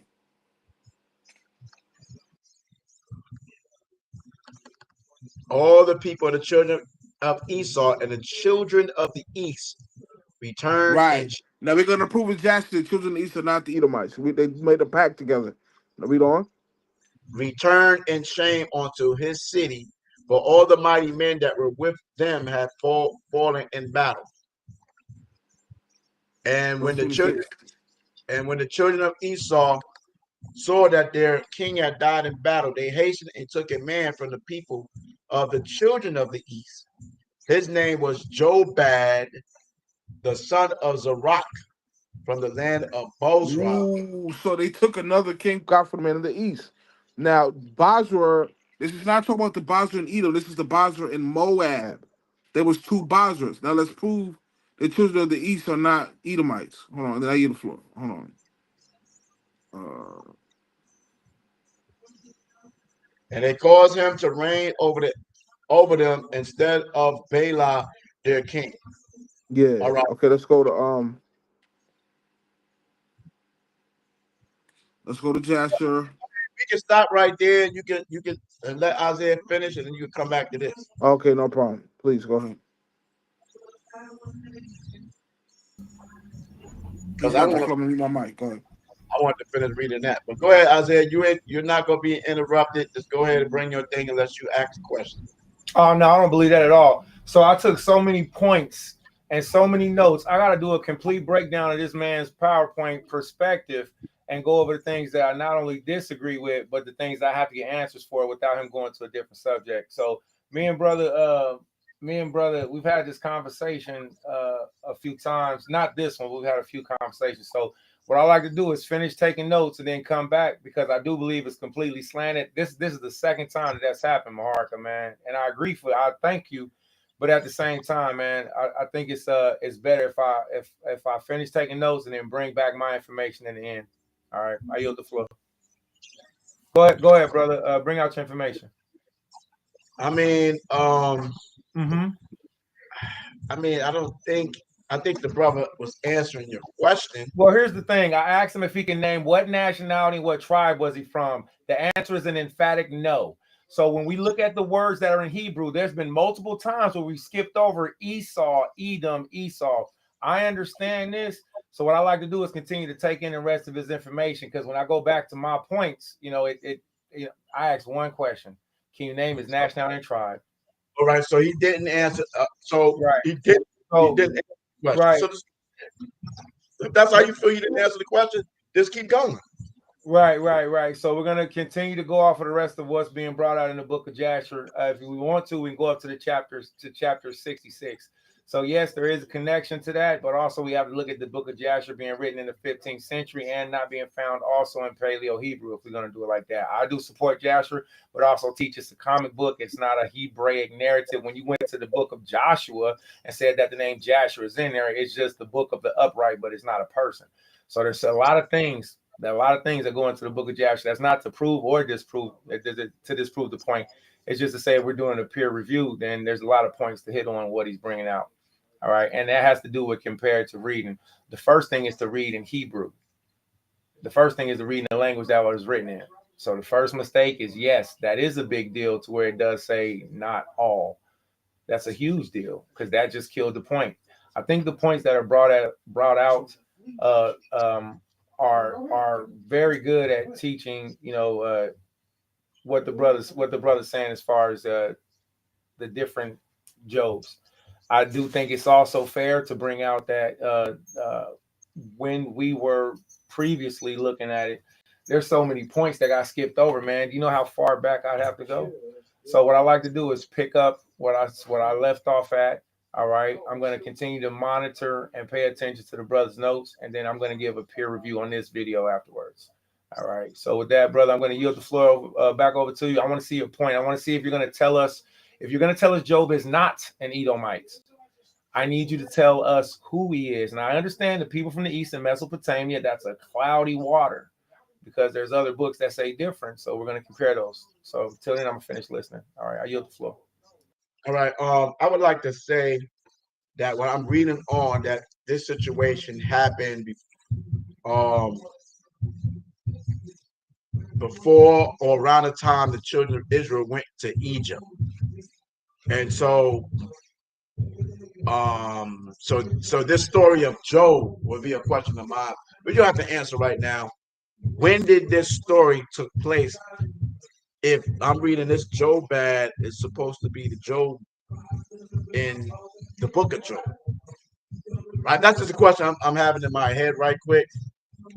But yeah. So again, like myself, I use the book of Jasher. I have the book of Jasher here as a reference book. I really do not subscribe to say that the book of Jasher and the one that we have in entirely is inspired.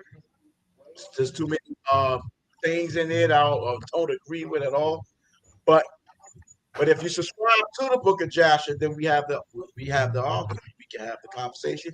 Even if you don't, it's a reference that you have to prove or disprove. Right? I like that information he's bringing out because it sounds fitting to what he's trying to present. But go ahead.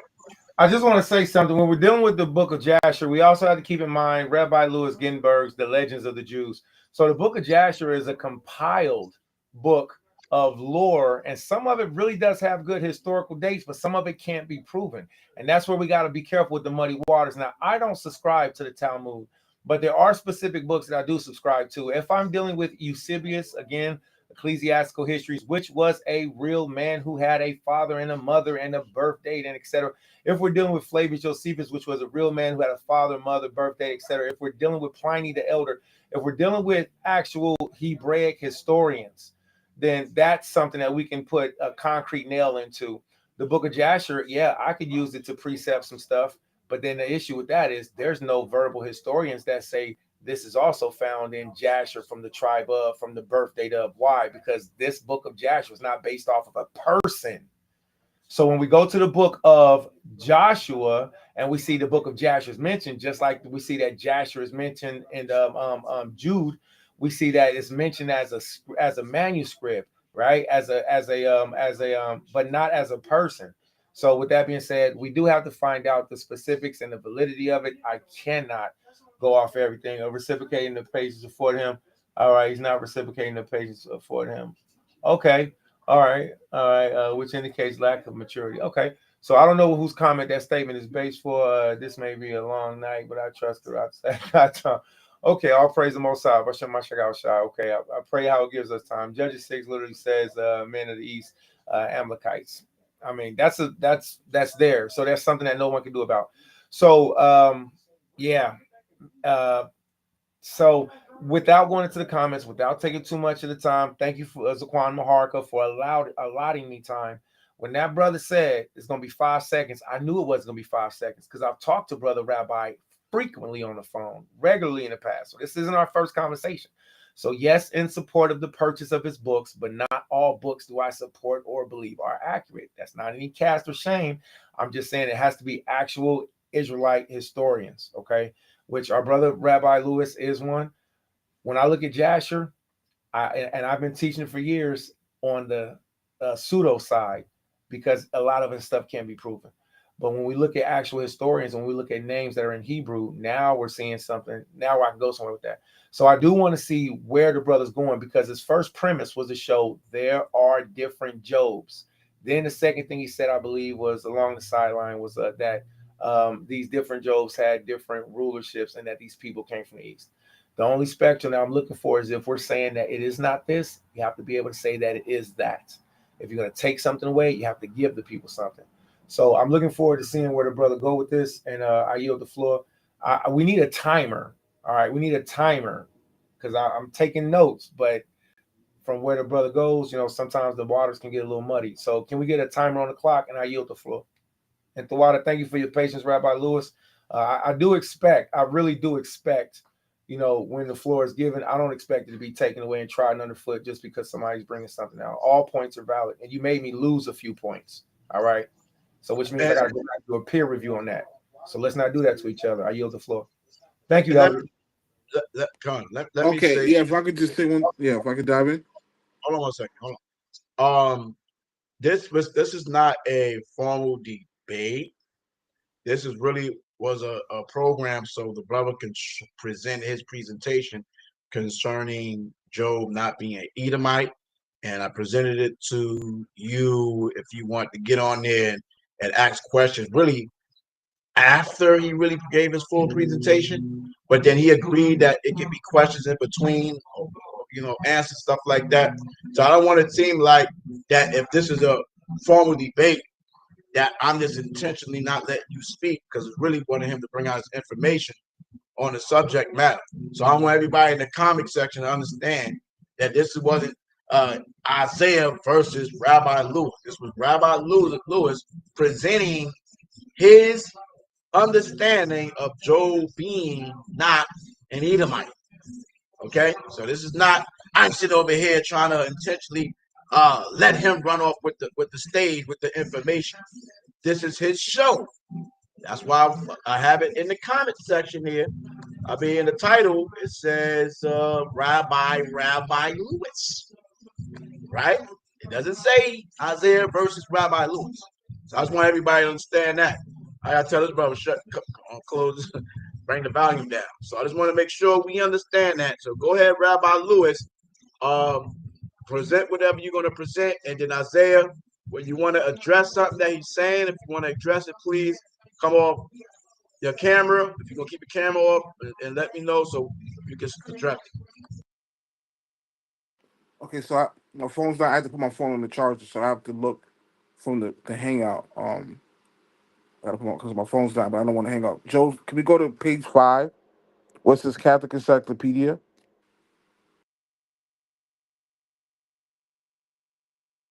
All right, I'm back. What you said?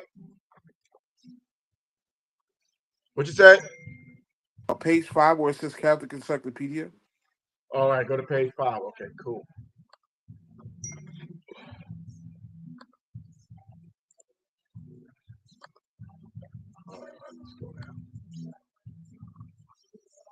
All right, page 5. We're on page 5 right here.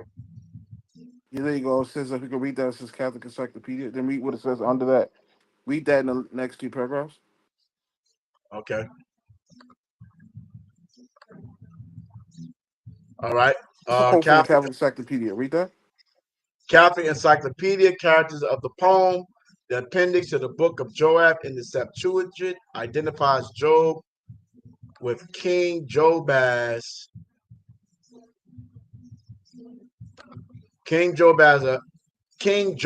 of Edom, Genesis 36:33. Noting in the book shows that Job was a ruler of Edom. In Hebrew, the two names have nothing in common.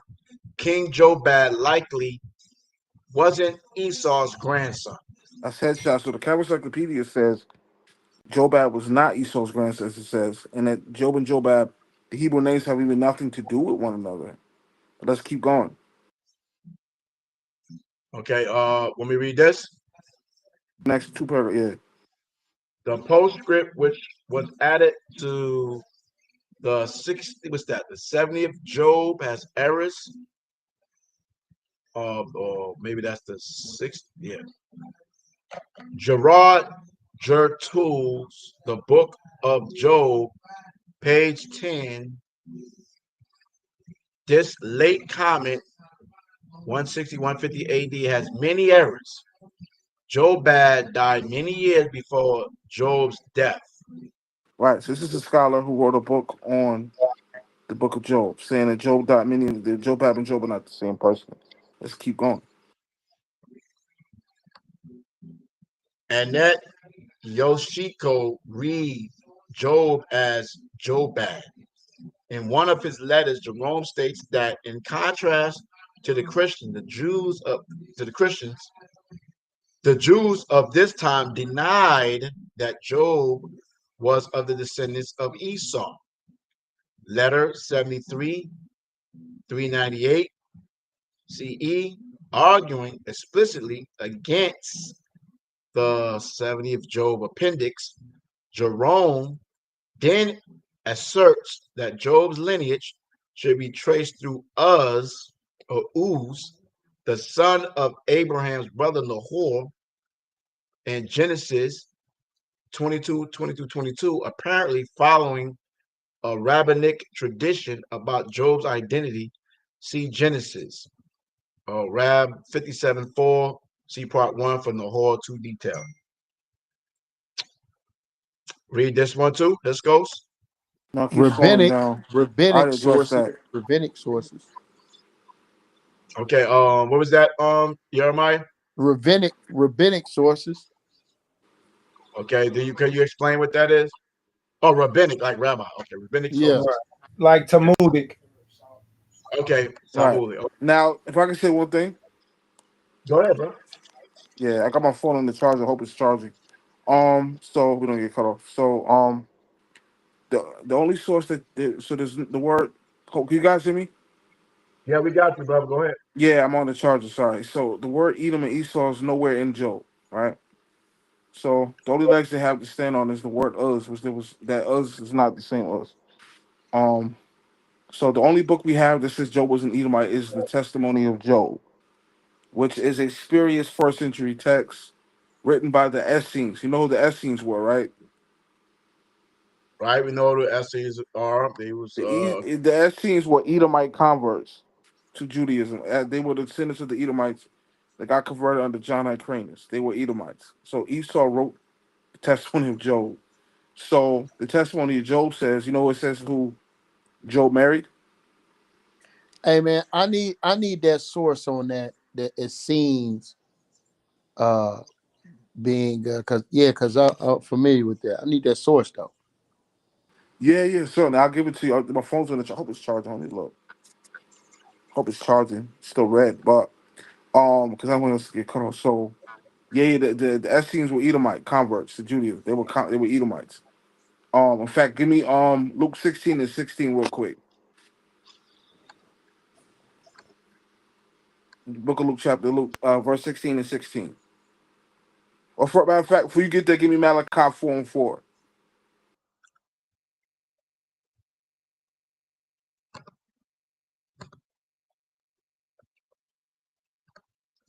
all right. The book of Malachi, chapter 4, verse 4. Yeah, let me go on Luke Rem- 16:16. All right, let me just get through this one first. Remember ye the law of Moses, my servant, which I commanded unto him in Horeb for all Israel, with the Uh-huh. statutes and judgments.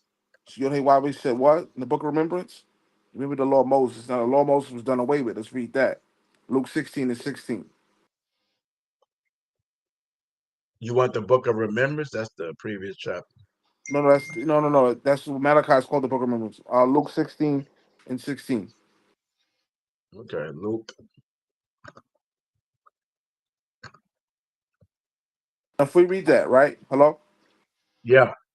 Keep in mind, Job lived thousands of years before the Testament of Job was written. It was written in the first, second century. How is this first century text an authority on something that happened 1,000 years earlier? I don't know. But Luke 16:15-16. Luke 16:15. And he said unto them, ye are they which justify yourself before men, but God knoweth your hearts. For that which is highly esteemed among men is abomination in the sight of God. Verse 16. The law and the prophets were until John. Read that again. The law and the prophets were until John. So the law and the prophets only lasted till John the Baptist. So after John the Baptist was beheaded, that's when the Essenes started following Jesus, right? So the Essenes wrote the testimony of Job, which they were Edomites themselves. So Esau's talking about Esau. It's interesting, right? But yeah, Since, I get the floor. since that time of the kingdom of God is preached, and every man presseth on into it. So yeah, that source that saying that the Essenes are Edomites, you definitely have to prove that. Yeah, man. Because if that's factual, it makes perfect sense that they would try to insert themselves in the genealogy worlds. Absolutely, headshot, exactly. So let me ask you a question. With the Essenes being Edomites, how would that fall into play with John the Baptist? Was he an Essene? No, if you read, if I can respond to that, Yeah, Khan. yeah, who beheaded? You know who beheaded John the Baptist? Yeah, Khan, his brother-in-law. Who? His brother-in-law. I don't remember his name. I don't remember the name of the king. Was it Uh, Herod? No, it was uh, Herod. It was Herod Agrippa. Herod. Herod Agrippa. Yeah. Yeah. So if you read the book of you familiar with Josephus's writings, Yeah. right? Which was the governor of Judea, the son Yeah. of Herod, Right. Right. And if I could say something to that, just 30 seconds. because he accused him of marrying his brother's wife. Uh-huh. Yeah. If I could dive into that, like for just a couple seconds. Yeah, sure. Yeah. Go ahead. Yeah, Maharaka? Yeah, I got the Josephus. If you want me to pull it up, I have Yeah, the yeah. If Josephus. I just had the floor for a couple seconds, that'd be awesome. You So good? It's your show. Go ahead. yeah, hope my phone. Like I said, hope my phone's charged. It's still red. I don't know. It's weird. But so King Aridius, you know King Aridius is right in the book of Acts, right? I'm not familiar, but go ahead. So Aridius is the one who arrested Paul, of Tarsus, and King Aridius' son had married Herod Agrippa's daughter, right? And they had a bad breakup. It's in the book of Josephus. They broke up, like like they split ways, right? Right, you with me? Go ahead. So Aridius' son had married Agrippa's daughter, and they ended up going to war.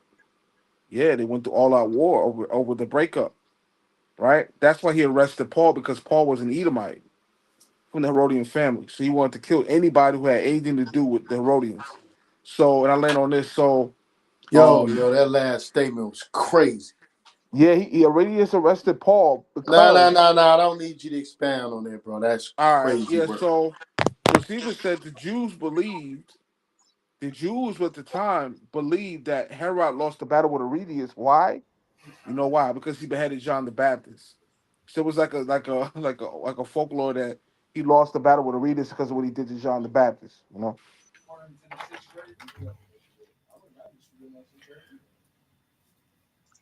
So was there a source in Josephus you want to bring out or no?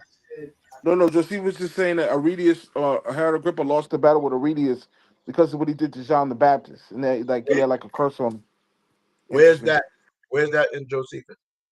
I'm not on my computer because I got my phone charged in. But I wrote a book called was with Job. It was Job. I mean, sorry, it was Paul and Edomite. One of my books I wrote a couple years back, showing that Paul was an Edomite.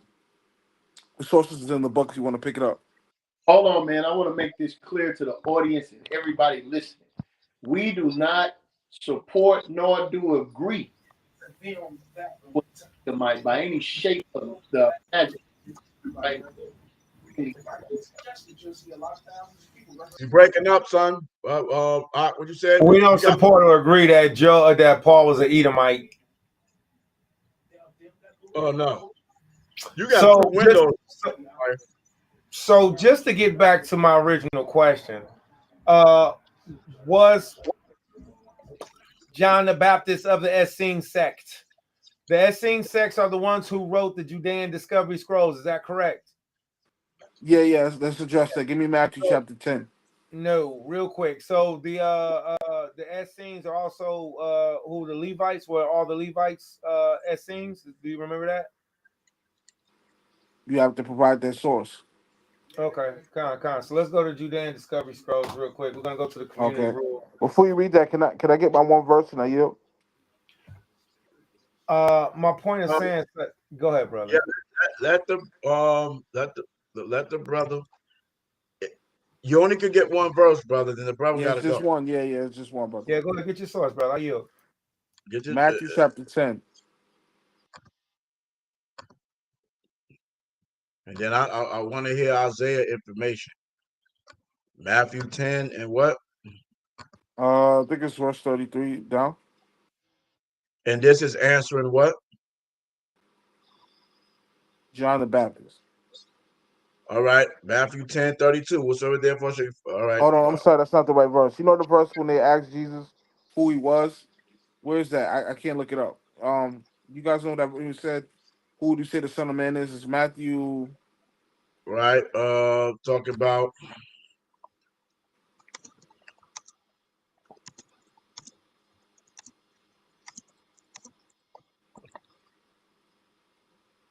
It's somewhere in Matthew. What it was like asked, are you John the Baptist? Are you Elijah? Right. Should be able to find it. All right, I get it. And this is going to prove something. All right.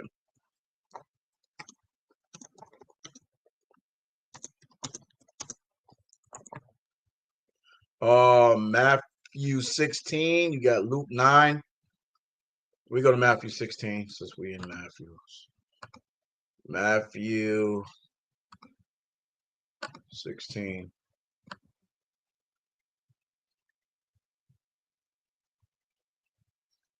When Yahushua came into the coast of Caesarea Philip, he asked his disciples, saying, whom do men say that I, the Son of Man, am? And they said, some say that thou art John the Baptist. You know? Some say Elias. And others says Jeremiah. Why are they saying that? What? Exactly, Elder. That's like asking me, Elder, right? Hey, but recall, you King Cyrus. What? They lived at two totally different times. They understood reincarnation. That's what they asked him. Is he Jeremiah, one of the prophets? How could they mistake him for Jeremiah who lived thousands years before him? They believed in reincarnation, brother. I'm Right. done. Why would they? That's crazy for the people that say, the other people that say that, no regeneration or reincarnation. This is a crazy question to ask the Messiah. Let's see what he said. He said to them, but whom say ye that I am? He even cut them and say, damn well ain't no regeneration. Man, what the? And Simon Peter answered and said, thou art the Messiah, the Son of the living power. Very interesting. Okay. Yeah, man. You had bug outs back then, and you got bug outs today. Mute your weak mic. Yeah, that sounds good. It sounds good. But yeah, that's wow for they asking that. Okay. Anyway, God, again, Isaiah, can I find your Discovery Scrolls on the internet so we can pull it up? Yeah. So what you're gonna be looking for is the Qumran manuscripts, and you're gonna be looking for a few. We're gonna go through a couple of them, but what it shows is that it was the masters of the master teachers were the Levites, and this is the bloodline that John the Baptist came from. So my what we were asking, alluding to, was if all of the Essenes were Edomites, that would mean that all of the Edomites who were in the time frame of the writing of the Qumran caves were the Essenes, is what I'm asking. So that. Oh, sorry, I get the question now. Yeah, John the Baptist was an Edomite, correct. So The the scripture Maccabees. that we went to absolutely did Wait, go wait, wait, wait, wait, with. wait, wait a minute. Did you just say John the Baptist was an Edomite? Hey man, I'm What the out. hell that Yeah. Negro just say? Hey, you know what? You brothers enjoy your show because I don't think y'all been listening. I got so many points to bring. I keep getting interrupted. Y'all enjoy, brother. This brother. And Brother, we no, let wait, you go. just hear me out. I'm gonna press mute because I got so many things to bring out. They keep getting interrupted, man. And each point is a setup. So listen, Brother, man. No, just go hear ahead. me out. Hear me out, brother. It's better Let's to go. listen and take his notes. Because every time I get to a point to be able to address it, the gear gets shift, brother. So I don't actually get to really get him to answer the questions. That's the point. You feel me? So I'm gonna push pause and listen in. Okay. Oh, stop doing that. I just want to know if he said that John the Baptist was an Edomite. I'm trying to go with He's been saying it for 45 minutes. brother. I know what he said about the Essenes, right? And I know the question you asking him. So now when you made it specific and you said what you were saying about John the Baptist, then he come back and say, oh, I thought I heard he said John the Baptist is an Edomite. And so now I'm saying, what? What did you say? Right? That's why I said you're gonna have to prove that about the Essenes. Because I've been reading and studying on the Essenes, brother. You know when the brothers on the Veggie Tales, I'm all in the Dead Sea Scrolls. You know what I'm saying? I'm in Hold on. I'm gonna come back and come back in. Let me make sure my phone's charging. Give me you know what 2 I'm saying? minutes. I'm reading various books about the Essenes. I have Philo and all that. So come on, what Isaiah went at, man. I just wanted to make sure what was being said, bro. Yeah, and I was responding to that too, man. Because come on, man. Like, listen, man. Because that's crazy for you to say John the Baptist isn't. Endorse. That's why I be apprehensive. Nah, that's wild, buddy. And so that means if he an Edomite, Zacharias is an Edomite, his wife is an Edomite, and they are Aaronites, right? You know what I'm saying? And so he prophesied, Edomite is prophesied the page way before the Messiah. No, not hearing none of that. But anyway, go ahead, Isaiah, man. Bring your worlds now.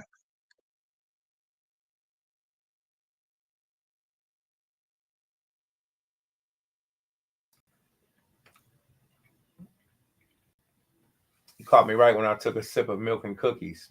You caught me right at the same time. All right. So when we look at the community, the point was to say, yes, the brother teaches that Paul was an Edomite, that John the Baptist was an Edomite. My question was just to say, did the Essenes write the Judean Discovery Scrolls? And the answer to the question is yes, the Essenes did write Discovery Scrolls. So since John the Baptist came from the vein of the Essenes, which the scripture that he pulled earlier didn't show that he did not come from the vein of the Essenes teaches. But since the Essenes were the men who were set apart, who lived in the wilderness, who did the baptism principles, all right, and that's what the Essenes and the men of the Qumran community did. This was the same pattern that John the Baptist followed. So now the brother would just have to show or prove that you know these are the Edomite. So it's just getting more interesting. Again, this is not my stance. So Job is not an Edomite, but John the Baptist is. All right. So I think that's interesting. I'm going to yield the floor and get back to taking notes, brother Rabbi. You do what you do, brother, and this is a very very good building session. Is what we need. Hey, man, by no shape, form, That was funny. Go ahead. or direction Yeah, do we ever endorse John the Baptist being a damn Edomite, man. You got to be outside the inside of your ever flipping mind. If you think for 1 second you're gonna pull that small time jazz over on me. All right. Yeah, that's a disclaimer, and I concur. See, this is the dangers of Rabbi Lewis. See, your man, you try to figure out if the man is onto something, and then he want to hit you with to the worlds, talking about the letter J is in the Hebrew, ancient Paleo Hebrew, and Jesus' name really is Jesus. You got to be outside the inside of your ever flipping mind. All right, let's make that extremely clear. All right, that sound did not even exist until damn, what's that man's name? About 500 years ago. Right. Yeah. Yeah. So Rabbi Lewis, let's get back.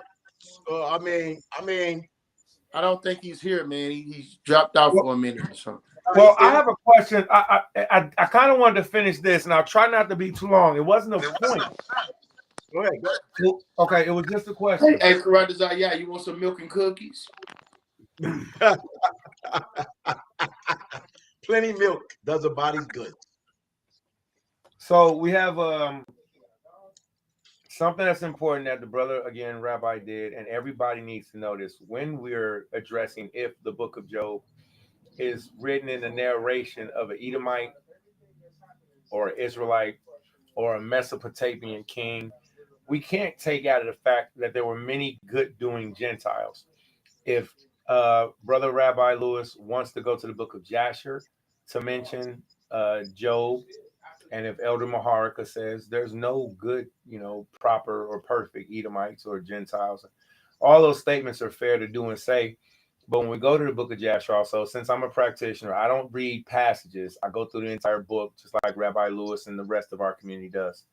So when we go to the book of Jasher, we also learn about a man whose name was Zepho, Zepho, if you want to use the book of Jasher. So Zepho was a white man, straight stone cold Edomite. He was Conan the Barbarian. He hated niggas, and he wanted to kill us after Joseph's death. He prayed to the Lord. The Most High gave him favor to win his wars, and he forgot the Most High. If we have Uriah, we have so many examples of Gentiles outside of Yasharallah, Gentiles that apply. We have Balaam, for goodness sakes. Balaam was a warlock, but he still knew how to call on the Lord. Point of stance, such to say, my personal stance, and I want Rabbi Lewis to finish. I think that he's a great salesman of his books. I think he's an author. I think that sometimes his points go so far off, it's hard to stay on a specific subject. It's also not fair to say that Jobab is not mentioned anywhere in the Bible when Jobab is obviously in the Bible. The name Jobab is in the Bible. It's also not fair to whenever we're going through the names, and we have to start off like he did. We have to start off saying these are the different people of, that have the name Job. That's fair. All right. So we have Amalek, we have Israelite, you know what I'm saying? And what was the third one? A Mesopotamian king. I don't remember at this time. There's nothing wrong with it. I'll summarize. I'll make it shorter. We also have to say, so that's great. But we also have to be fair for what the words that are written there. Some of that stuff was conjecture. That's a long argument. But here go my question. Is there a book called the Testament of Job? Is there a testimony of Job? Is there apocrypha of Job? Is there apocryphon of Job? And the answer to the question is yes, there are. I've read up to 3 different apocryphal books just on the character Job, and I haven't seen any one of them not mentioning that he's not, an Edomite. So 2 of them definitely. And yes, when we're looking in the book of Job, we do see that the name Uz is there. That's not the only reason why we say that he's an Edomite. We say that he's an Edomite also because of the name relates back to the sons of Esau too. So yes, we show that there's different ones, but who does the name relate back to? Okay, so that's a few points, and the Hebrew does matter. Also, other animals matter. I think it'd be fair if I go through his entire presentation and show what I agree with and what I don't agree with. I don't believe Job is an Israelite, and since I asked him, can you say what tribe he is, what nationality he's from? Nope. Hey, brother Rabbi Lewis, what source is that from? You didn't cite your source. I have a hard time studying from somebody's own prepared work. That means the information is coming from what you specifically say. The same thing with Ameria Hoshua.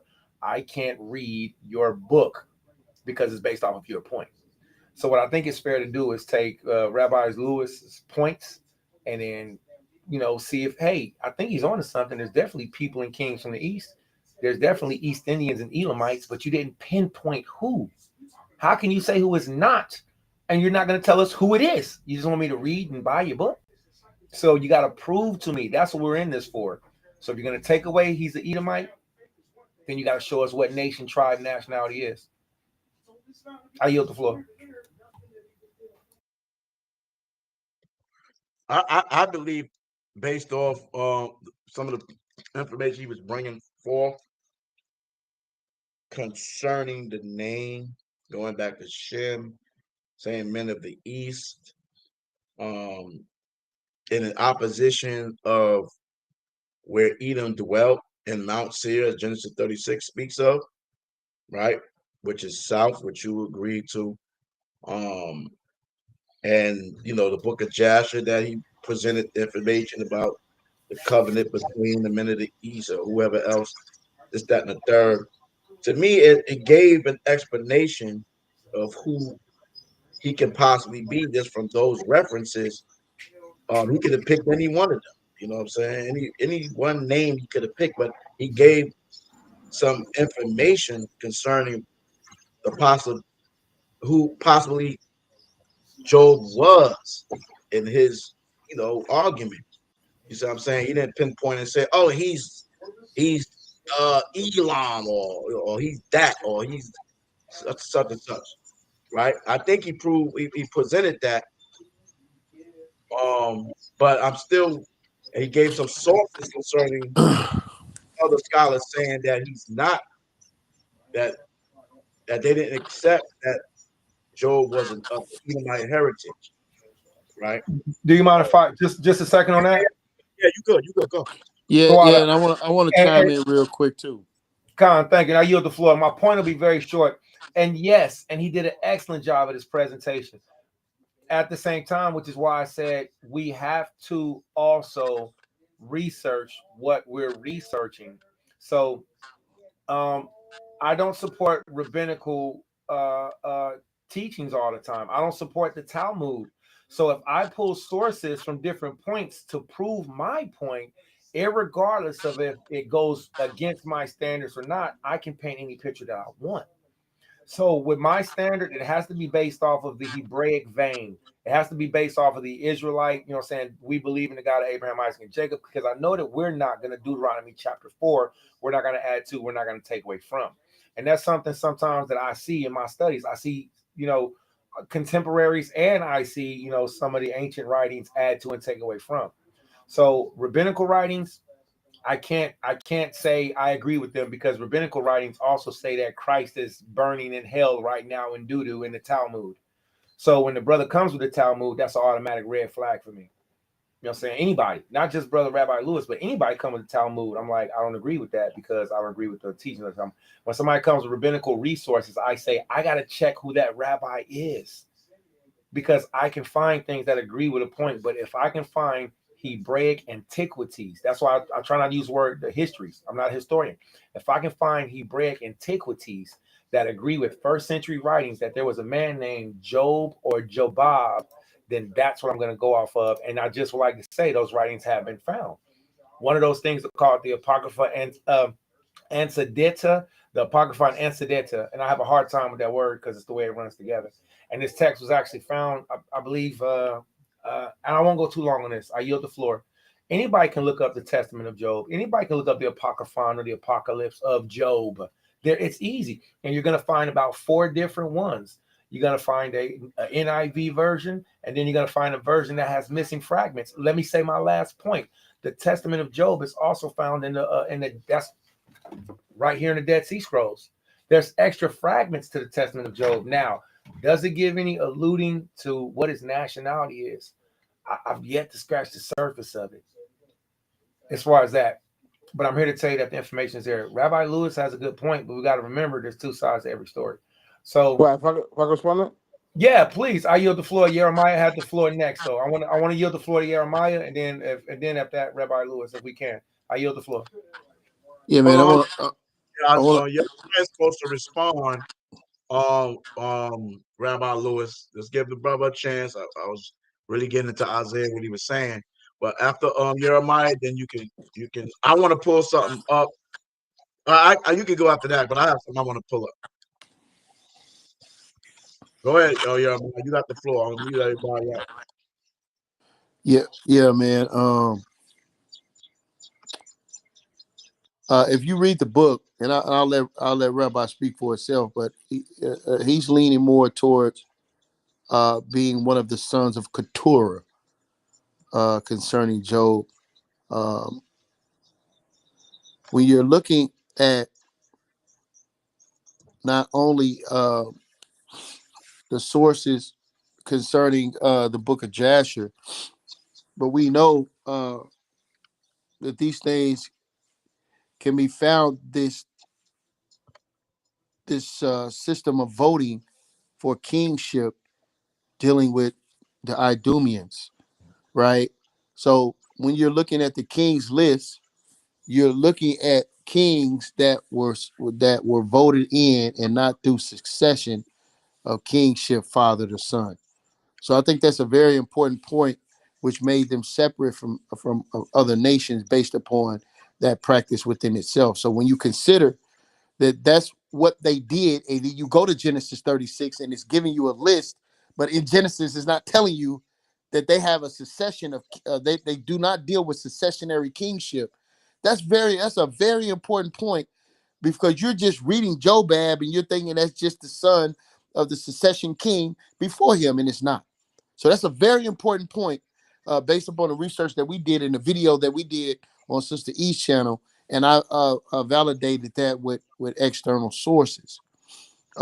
We know that during the time, and it tells you in the book of Josephus, that Herod the Great, the Idumean, did place Idumeans in the Sanhedrin. We have to move away from this idea of speaking of absolutes and saying all the Essenes were Idumeans. You're making a mistake. You find one Essene that's not an Idumean, then you didn't tell the truth.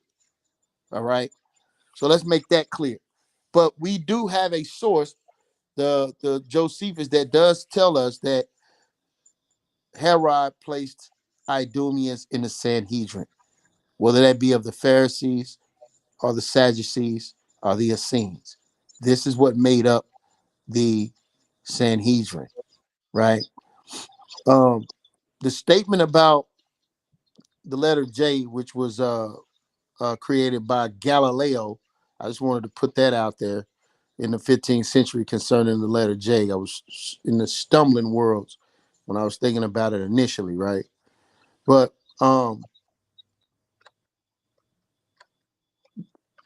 whether or not Job, whether or not the possibility of could there be any decent Edomite, I think is I think it's subjective as at best. And when you're looking at the book of Job or the Apocrypha of Job, that portion that tells you that he's of the lineage of Esau is a commentary. That's very important that we understand that. That was another major turnoff point for me, to see that it wasn't actually in the text written as Karat Zayah stated. He studied it. He didn't see that in the text. That comment and that statement is from commentary, and I can't go with that. I yield. And you're talking about in the Septuagint, Doc? Yeah, concerning Job being it. No, not in the Septuagint. In the book of the book of Job, in the Apocrypha of Job, it tells you in the commentary. That's where you're getting that he's an Edomite from. It's commentary. Okay, and what is that book again? I had looked it up the other day. I just Hey, Rabbi, can you speak on that?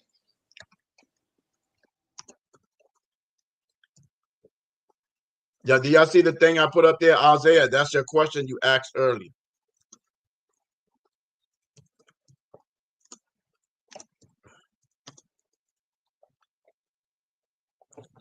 Yeah, that's it right there. It says what?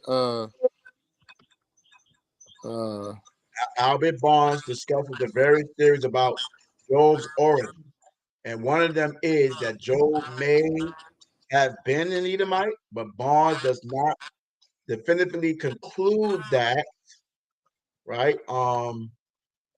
He mentions that the country of Uz, where Job lived, is supposed to have been in the northern part of Arabia, Deserta, or somewhere on the borders of Idumea, Edom. Though some scholars connect Job with Edom based on the mention of Eliphaz the Temanite. Teman was a region in Edom. The names of geography tied to Job's friends. However, Barnes also says there's no decisive evidence that Job was himself an Edomite, and that the supposition that he is founded chiefly on the fact that his friends were from the neighborhood of Adumia, and that the scenes of the transaction are laid in that region. So Barnes leads cautiously against the idea that Job was an Edomite, stating there's no clear proof. He emphasized that Job may live near Edom, and some of his friends may have been from there, but that doesn't make him an Edomite himself. Right there at the beginning, when it says Uz is in the north of Arabia, Yeah. that Uz that's in Edom is in the south. So that lets you know right there that Uz that is in reference to Job is not in the land of Edom. Remember in Isaiah 63, it tells you, it says, who is this coming from Bozrah, right? From the land of Uz, right? In Isaiah 63. So that land of Uz is in Edom, south of Israel, not north, not in northern Arabia. All right, so that lets you know right there that there's two Uz. God, I'm gonna go there. Here, who is that coming from Edom with dyed garments from Bozrah? Right. Rabbi Lewis, are you still with us? You're supposed to have your stuff charged up and ready to go, brother. Because it's getting hot in here. Right? So to substantiate what the brother was saying, a town in Edom. Right? Right. Go to Lamentations. I believe it's 5, where it makes reference to the land of Uz that's in Edom.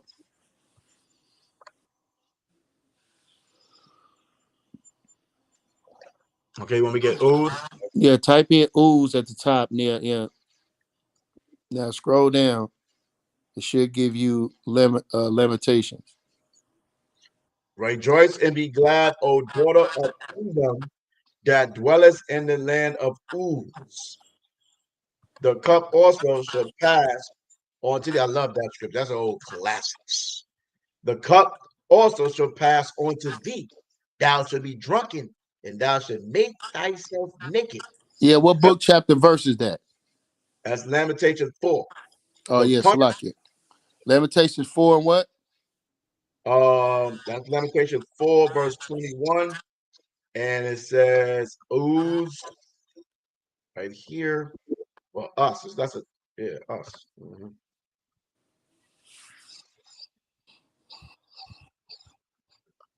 Right. The country of Joe probably east and southeast of Palestine, somewhere in Arabia. Yeah, see that? So that's a different location from what we just read about, right, Mahal? We read about that northern Arabia. Right. Right. So that's two different locations. I just wanted to point that out. Southeast. So as you were saying, Isaiah, concerning, you said some books, Testament books that you read of Yeah, Job. and also, Karatazaya, if you can make a comment on those two land of Uz, what do you think about that?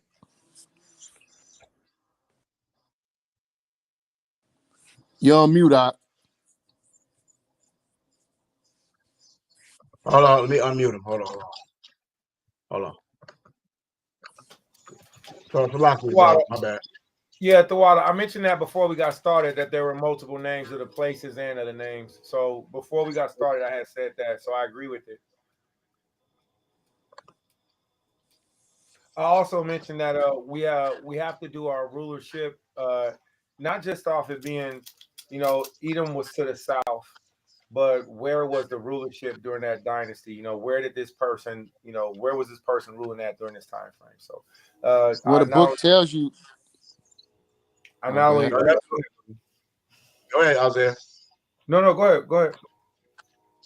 The book tells you that they ruled from Mount Seir, brother. That's where the rulership was at, Mount Seir. Mm-hmm. Khan, So maybe I'm not saying it right. So maybe I'm saying it right, and you're answering the question. So if Edom ruled in Seir, but Edom also ruled in other locations, what I'm saying is, let me ask you this question: during the time of Job, right? Can you help me to? And you may have already done it. Can you help me to pinpoint where did where did Job live at? The people of Job rule at before then, and the reason why I ask that is because it's. Let's go to we're gonna do Jasher 66 real quick. So Jasher 66 verse 1. It says Let me sure. let me get there. Let me get there. Con. Let me get there. We in Jasher, you said? Con. And this is gonna segue back into what was spoken on earlier. Okay.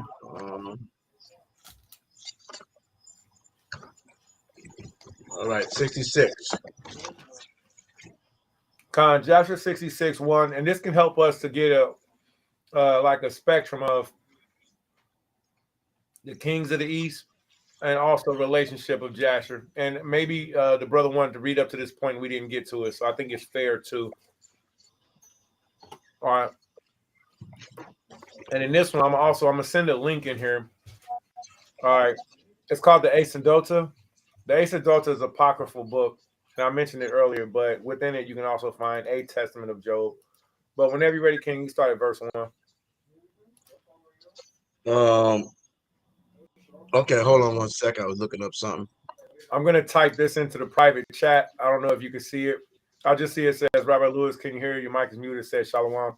There's a link that's right there. It should take you to interesting text. You brothers can look it up. Okay, I'll definitely click on that right now. Okay, so we're reading the book of Jasher that Isaiah really don't subscribe to. Well, I'm being joking.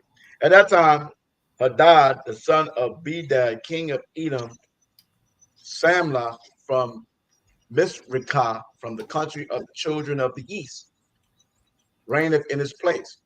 In the 13th year of the reign of Pharaoh, king of Egypt, which was 125th year of the Israelites going down into Egypt, Samlah had reigned over Edom 18 years. So go ahead. No, go ahead. I was just reading. Go ahead. So go ahead, bro.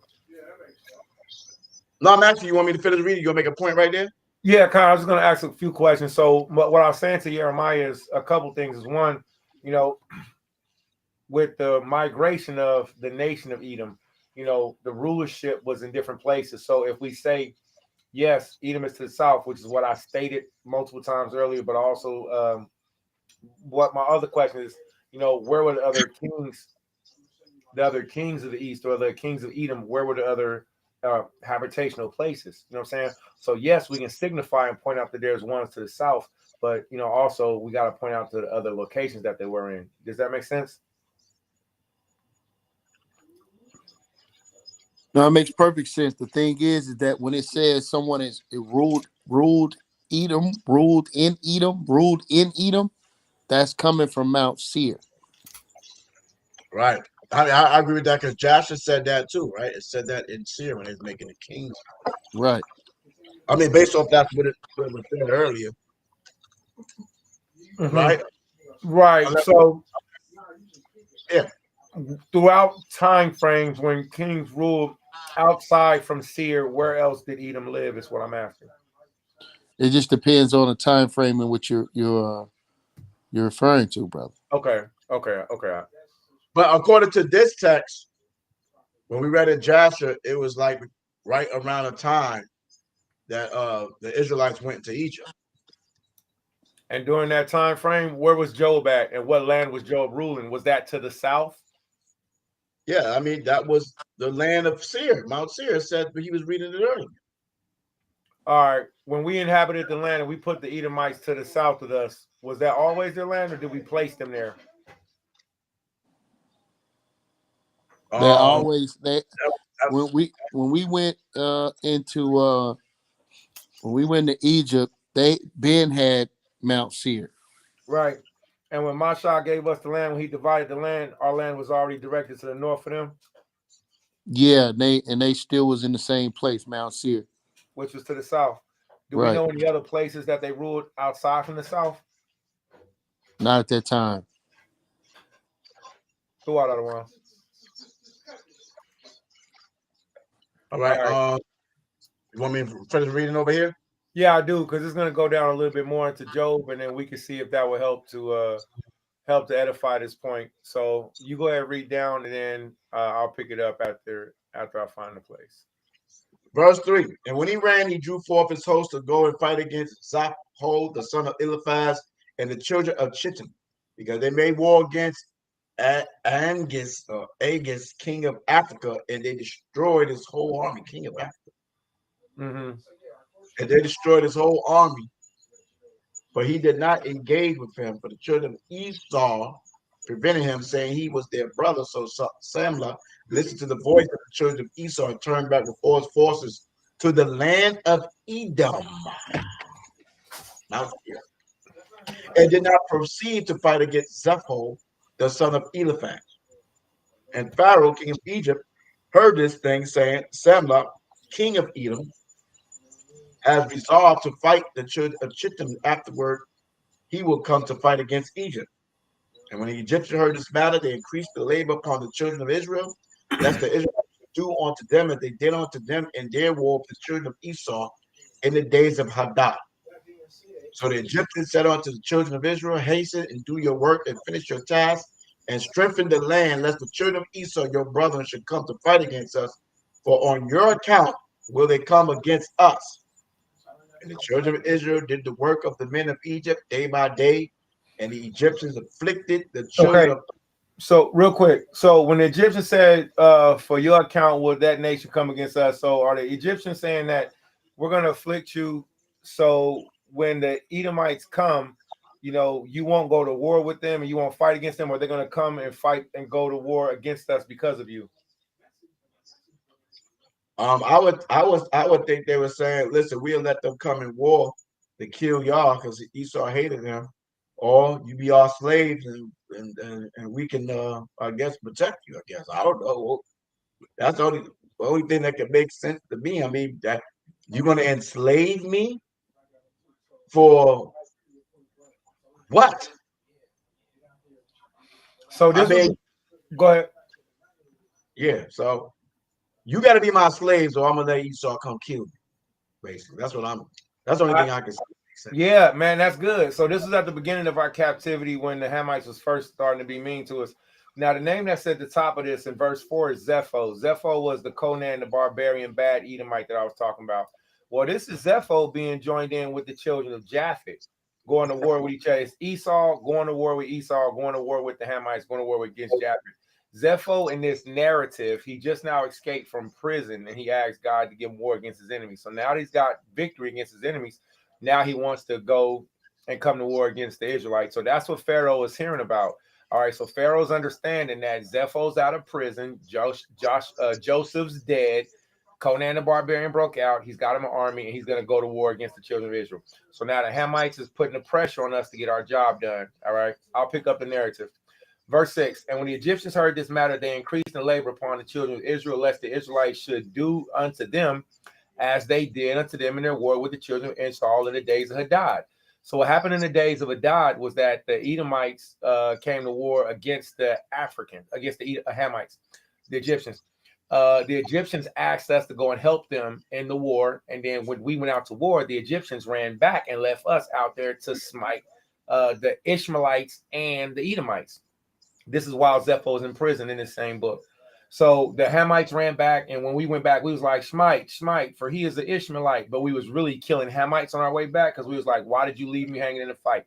So he said, that's why he mentioned that right there. So verse 6, he says, when the Egyptians heard this matter, they increased the labor, making it harder for us. And the children of Israel, lest the Israelites should do us to them, and they did in the days, do us to them in the war of the children of Esau in the days of Hadad. Verse 7, so the Egyptians said unto the children of Israel, hasten to do your work and finish your task and strengthen the land, lest the children of Esau, your brethren, should come up and fight against us. For on your account they will come against us. And the children of Israel did the work as the men of Egypt did the work of the men of Egypt day by day. This is how they tricked us into slavery with a job, right? Job. And the Egyptians afflicted the children of Israel in order to lessen them in the land. But the Egyptians increased the labor upon the children of Israel. So did the children of Israel increase and multiply, and all Egypt was filled with the children of Israel. And we're going to read down to about 15 is our focus point. So if you want to scroll down, you'll see it. Verse 10, and in the 110th year of the children of Israel going down to the land of Egypt, the Egyptians saw that their counsel did not succeed against the children of Israel, and they increased and grew in the land of Egypt and the land of Goshen, where it filled with the children of Israel. Verse 11, and the elders of the Egyptians, so all the elders of Egypt and its wise men came before a king and bowed down to him and sat before him. And all the elders of Egypt and the wise men sat unto the king, may the king live forever. Thou didst counsel with us against the children of Israel, and we did unto them the thing according to the word of the king, which was try to kill them from childbirth. But in proportion of the increase of the labor, so do they increase and grow in the land. And behold, the whole country is filled with them. Verse 14, now therefore the Lord and King and the eyes of all Egypt are upon thee to give them advice with thy wisdom, by which they may prevail over Yasharahla and to destroy them or to diminish them out of the land. And the king answered them, saying, give your counsel in this matter, that we may know what to do with them. And an officer of the king's council, whose name was Job from Mesopotamia, the land of Uz, answered the king, saying. So now when we get down to this narrative, we see that this character Job is brought back up. My issue is to say, is this Job the Edomite, or is this Job just a random, we don't know who king? That's my question, because his narrative goes on and we see that he had an office, and this is during the time of the Edomite rulership. So now I want to know, can this be addressed? Because I can't address it. My stance is still that Job is an Edomite. Does this help anybody? Go ahead, brother. Are you? You want me to read down more? Who's still in here? Verse 15. I can read down some more. So I was looking up some stuff. So, where you stopped at? It's okay. We stopped at verse 15. So from there, couldn't feel bone, give you counsel. And the officer, one of the king's council, whose name was Job from Mesopotamia. Mesopotamia? Is that the Job you're trying to say that's in the Bible? I'm asking, is this the same Job? Because this is the Job that the brother's saying is the Job was from Mesopotamia. I say Job was the Edomite from Uz. But this Job couldn't be the Edomite Job then if he's from Mesopotamia in the land of Uz, which is the land of the east. But isn't this the same one that was mentioned earlier chapters back when he brought out Job? He was trying to show that wasn't the Job that the book of Job is talking about. He came in here to show that Job that's mentioned in the book of Job is not that Job. The Job from the kings of the east, Mesopotamia, is not the Job from the book of Job? Yeah. He was talking about that Jobad or something like that. I think it was in a chapter 6. What chapter this is? I got to go back to the chapter. That was chapter 58, I believe. We're in chapter 66 right now. Yeah. Okay. If you remember the chapter, then I'm going to go back to it then.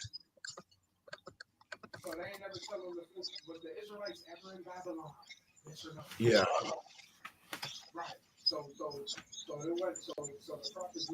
Yeah, it's talking about your man Jethro here as well.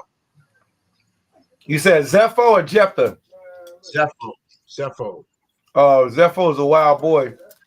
He was talking about how this Jobad made a pact with the men of the east and things of that nature.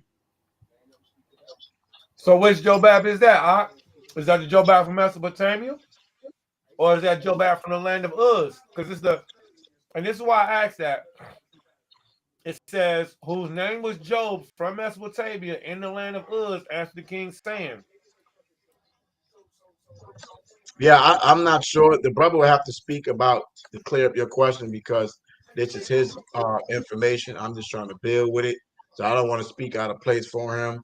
I haven't studied that in terms of how he's presented it or had enough time to from that perspective. So, but what I'm speaking on it because you know, I'm trying to remember exactly what he said, but it's basically showing that it's the connection between Jobad and Job in the book of Job is not necessarily the same Job as or Job, but he's not here now Hey, to you want clear to up the question you're saying. right? You want to see something that's nuts? That's actually gonna. It's not nuts, but you know, it adds a little bit more. What are now? What are we looking at? Element. Did you get that link that I shared in the back chat? Yep. What do you think I about that? it said the Dead Sea Scroll. Hold on, let me no, I clicked on it. Let me find it again. Let me see.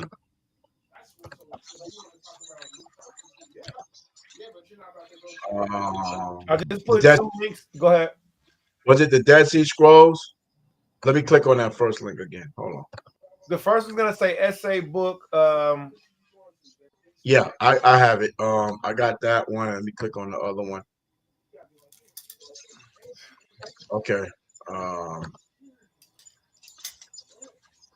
Now the fun part about it is, Maharka, that I do like the book of Jasher. I just can't teach out of it from a point to where I know it's as grounded as the Torah or as grounded as such historians like Josephus.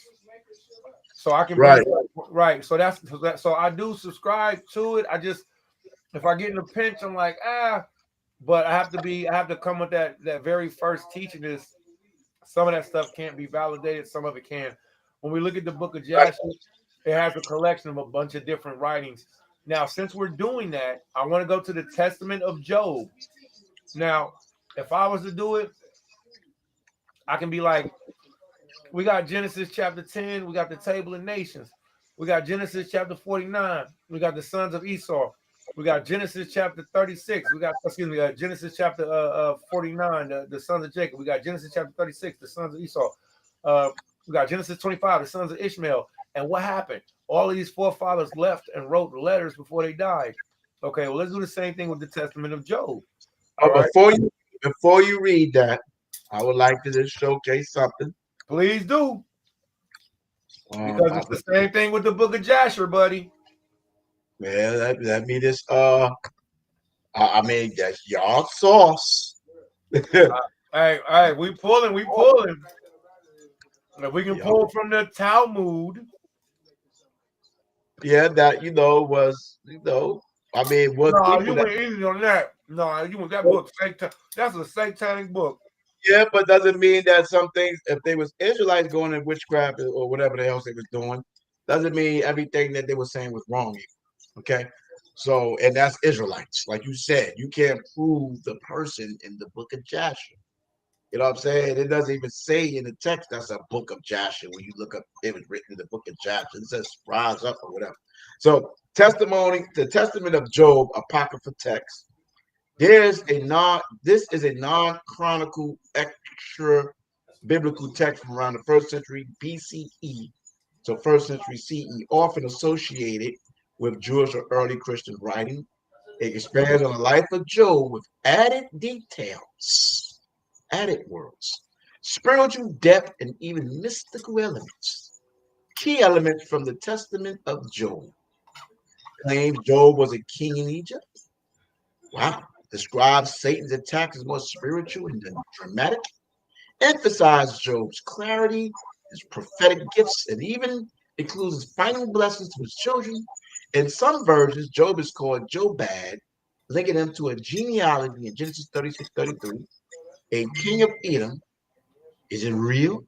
Is not considered historically factual, or part of inspired scripture. Scholars view it as a Jewish wisdom literature, a devotional writing, meant to teach lessons or expand on Job's righteousness, not as a literal account. So the biblical testimony of Job's historical reality, Albert Barnes, along with the many traditional scholars, accept Job as a real historical person. Though the book may be written in poetic style, here's what Barnes and others say. Yeah, so that's what I want to. It was the first part. Oh no, it's fine. I completely understand, which is why I wanted to start with that too. So, part of that is why I also am using it, because the same thing with the Book of Jasher, it's a lost book, with no surviving original Hebrew text. So, if we're gonna use the Talmud to prove a point, if we're gonna use the Book of Jasher to prove a point, well, guess what? Here's a book that proves a point also. So, in the same vein that Jasher has references, and it's good that the Zaquan did that, because that's what we have to do. That's what I do for myself. That's why on the Shabbat, I don't teach out of the Book of Jasher. I say it's a Hebrew comic book. I just know it's got some good precepts and some good, dates that's in it, and those dates will make you look into other things. But but anywho, so if we do that, then we have to say, okay, well, all things have to be considered. All right. So also the rabbinic sources that the brother provided, we have to be able to see, do those rabbinic sources, do they support the same Hebraic vein of thinking? So if we look at this specific text, which was so-called Lord, right, in the same vein of the Book of Jasher, which one is older, the Testament of Abraham or the Book of Testament of Job or the Book of Jasher? Which one is more recent? Joshua was found in the 15th centuries. All right, if I'm correct. All right. So let's look at this real quick. I thought this was interesting and just something to put on somebody's mind. And it reads, it says, this is the very first chapter, chapter 1, verse 1. It says, on the day that I became sick and knew that I would leave this body abode, he, Job, called his 7 sons unto thee, his 3 daughters, and spake unto them as follows. Form a circle around me, children, and hear that I may relate to you, my children, that you may know the generation of the chosen one, and take heed of your noble birth. For I am of the sons of Esau, my brother Nahor, my mother Dinah. By her have I become your father. For my who wife, would be Dinah with that? you know what? And this is something that absolutely caught my interest, because I have to research this just like I had to research Brother Rabbi's information. So we have to research both. And the first thing that came up to my mind was Genesis chapter 36, Esau's bloodline. I can look. Yeah, You're talking about Jacob's daughter, man. Hey, you know what? Maybe there's more than one Dinah. There's more than one here. There's more than one. So we have to look up. We have to research the information. That's deep. Are they trying to say that Dinah had sex with? I don't know. He says my brother is Nahor, and my mother Dinah. By her I have become your father. For my first wife died with my other 10 children. It can't be talking about dying. That's ridiculous. No, it's not. Because look, if you're gonna bring Jobad and all of them and Joab into the time of Israel going in captivity, then I am the sons of Esau. Esau's brother is Jacob, so he's a son of Esau, right? Right. Esau had sons. Jacob had sons. Right. So according to the law, they're supposed to marry their siblings' children to each other. You know what? If this could, let's say hypothetically, that's a good point. And if so, then it would make sense, because she was defiled by a Gentile. Right. So her next marriage just might be, well, I don't know. That's an interesting point. But I think it's worth looking at. And something that I like to do is I like to take things like this. I like to take like this specific verse right here. I am the son, for I am the sons of Esau. My brother is Nahor, and my mother Dinah. I would take that and just dig a little bit deeper into it. Just pick the bones out, pick the meat bones up. By her I have become your father, for my wife, my first wife, died with my other 10 children in a bitter death. Hear now, children, I will reveal to you what happened to me. I was a very rich man living in the east in the land of Uz or Uz. Now, I want to take this word, A-U-S, because I'm not familiar with this. Does this word connect to us? A-U-S-I-T-I-S. And before the Lord had named me Job, I was called Jobab. And the beginning of my trials was thus. Near my house, there was an idol worshipped by people, and I saw constantly burnt offerings. Me. So outside from, I want to stop right there. All right, I want to stop right there, and I think that that's an interesting starting point. If I pull up the Bible topic exposition, it does give alluding to Asatis, right? Asatis. I don't know why it's written like this in this book, but it, you know, so this is something to look into. Asatis continued in the land of Job, from Job and Uz. It says in part of the probable location of the land of Uz where Job lived was discussed, and in part of Job 2's favors and his visitors were identified. Job lived in the land. So Uz is Asustis. Asustis. All right. And then once again, it says men of the east. All right. Now here, why? Now, is it possible? Men of the East. Huh? Yeah, men of the East. But go ahead. Yeah, and see, I don't think that men of the East is an end-all, be-all phrase that prove that Job is not an Edomite, because wouldn't the East Indians be the men of the East? Wouldn't the Arabs be the men of the East? Wouldn't the children of Israel be the men? I mean, the children of Israel were in captivity at this time to the Egyptians. So the men of the East would be Esau, would be Ishmael, and then Esau mixed with Ishmael anyways? Didn't Esau run off and have children with the Ishmaelites? So it would make sense to say the kings of the East or the men of the East and not try to isolate and say it can't be Esau. But then here go another point that makes sense to me earlier. Brother Rabbi was bringing out the sons of the names of Job and how they were kings from the East. But there was another word that was mentioned there. I really want to play with that name. I really want to dig into that name because that name says everything, just like Eliphaz. When he brought out Eliphaz, Eliphaz is Esau's son, right? Father of Teman, right? The Temanite. Wasn't that also Job's friend? So it's like he brought out a lot of points to help prove that Job has Edomite connections. Not to say that Job does. It's like he wanted to say them first to say, well, they're going to say this, so I'm going to say it. Eliphaz was one of Job's friends, and he was a Temanite. Well, who is Teman? Teman is the son of Esau, right? So with that being said, I think that that's so the brother was bringing out powerful points that all lead back to Esau. So, all right. Can you show anything in this map, like based off where Esau, the land of Edom is at, and which way would be the east? I know if we look at this as from the United States perspective, this how it is. West. Edom should be further to the bottom of the land of Simeon, right? Yeah, Edom should be further at the map. We might have a different map, King.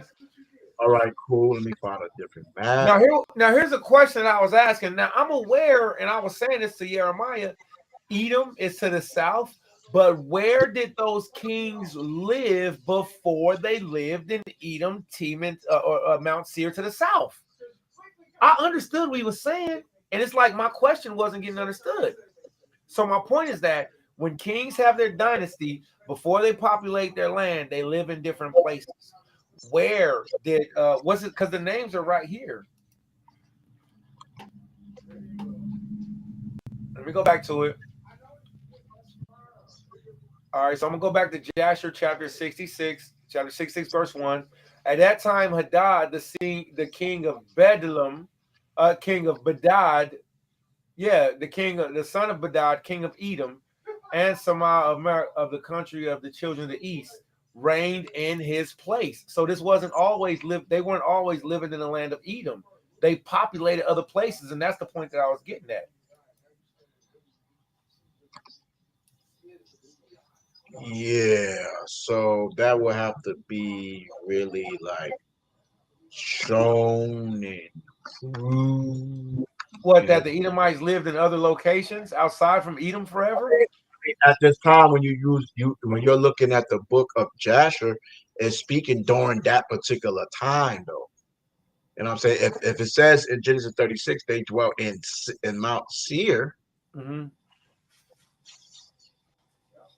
then Genesis 36, and then it's talking about Job and Jobad during the time the Israelites was in Egypt. They was in that land by this particular time because Israel was being birthed as a nation in Egypt. If we gonna go from that perspective of how it's being read in Jasher and all that stuff like that, Israel was in captivity for like almost 400 years.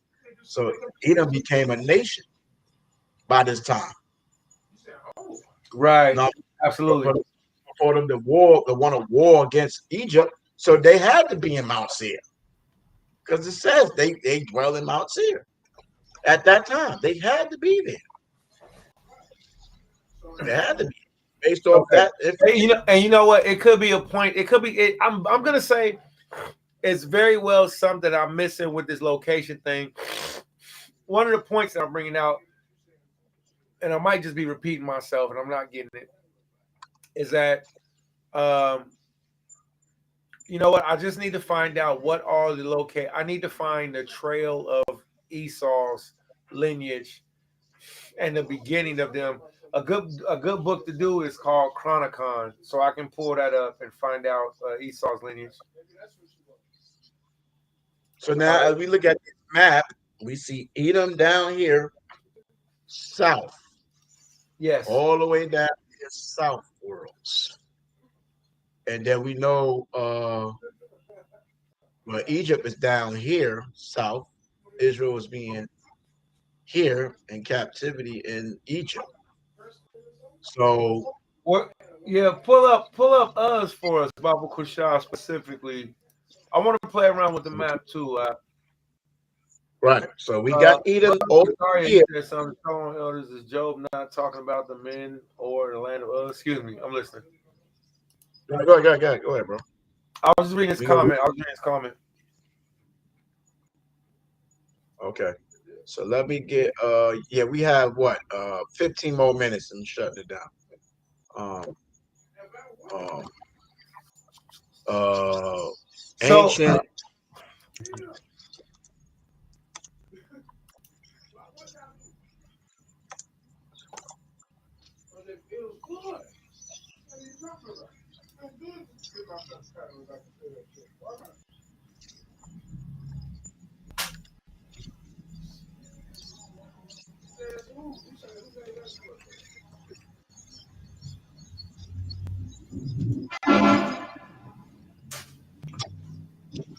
let's try this one. No, hold on. All right, we can get this. Hold up. If you have a good one, just let me know. I'm just looking to see a good one.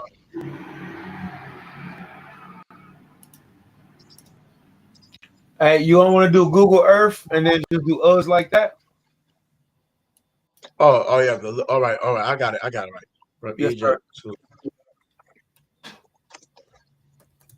I got you now. It's gonna be better now. Okay.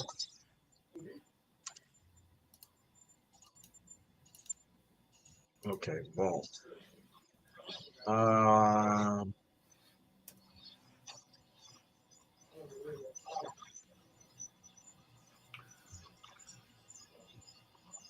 All right. So another thing is, and unless I was just listening too fast, or the brother was just teaching that good, man, I might have missed it. I thought he said the name Jobab is nowhere in the Bible. I might have been wrong about that. Um, and I very well could have been, but I think some of the stuff, it's just worth looking at. But I think some of the stuff is muddied water, and it could just be very well me. And it says, and Bela died, and Jobab, the son of Zerah, the son of Bozrah, reigned. All right. So I just want to hold this thought real quick. So when I go to Jobab, it's spelled in Hebrew Yahwabab. Yahwabab. So his name was Yahwabab. And then when you go to the root word there, it says Yabab, which means Job. So this man had a name change, just like Isaac did in the Bible. When you go to his name, let's see, it's the But how can same. we prove? How can we prove that the Lord changed his name?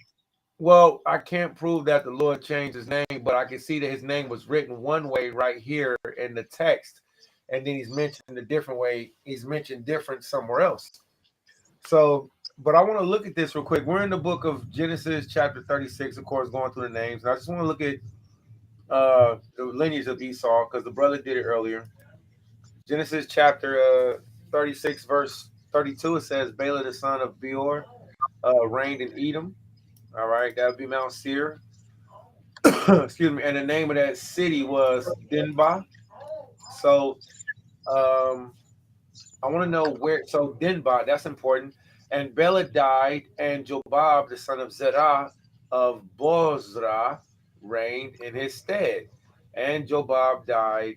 And I want to know, is this the same Job or Jobab from Genesis or the book of Job? And how do we find that out? I'm going to send you his PowerPoint. I have the PowerPoint. Okay. All right. So I'm looking, and it looks like it says a few different names. All right. And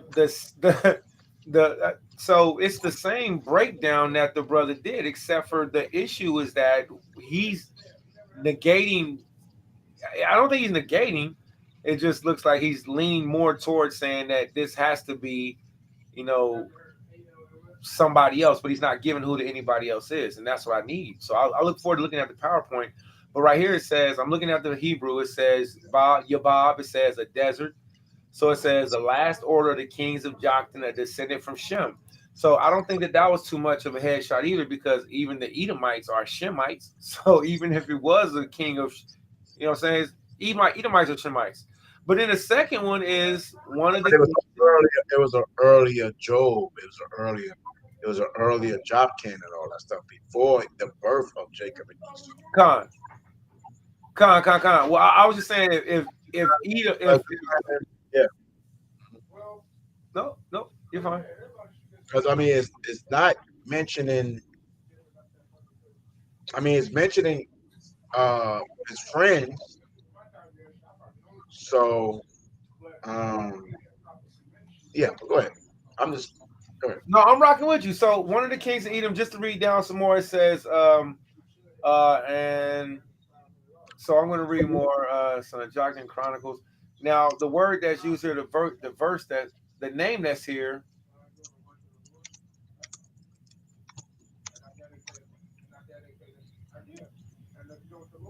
Okay, so I'm reading from Jacinius. Jacinius says, Yahwabab. All right, it says a desert, properly a crying out, a place where wild beasts cry out from the root, and it says Yabab, and it says of the region of Joktan of the Arabs, which that's the reason the region the Edomites took over, I believe, right?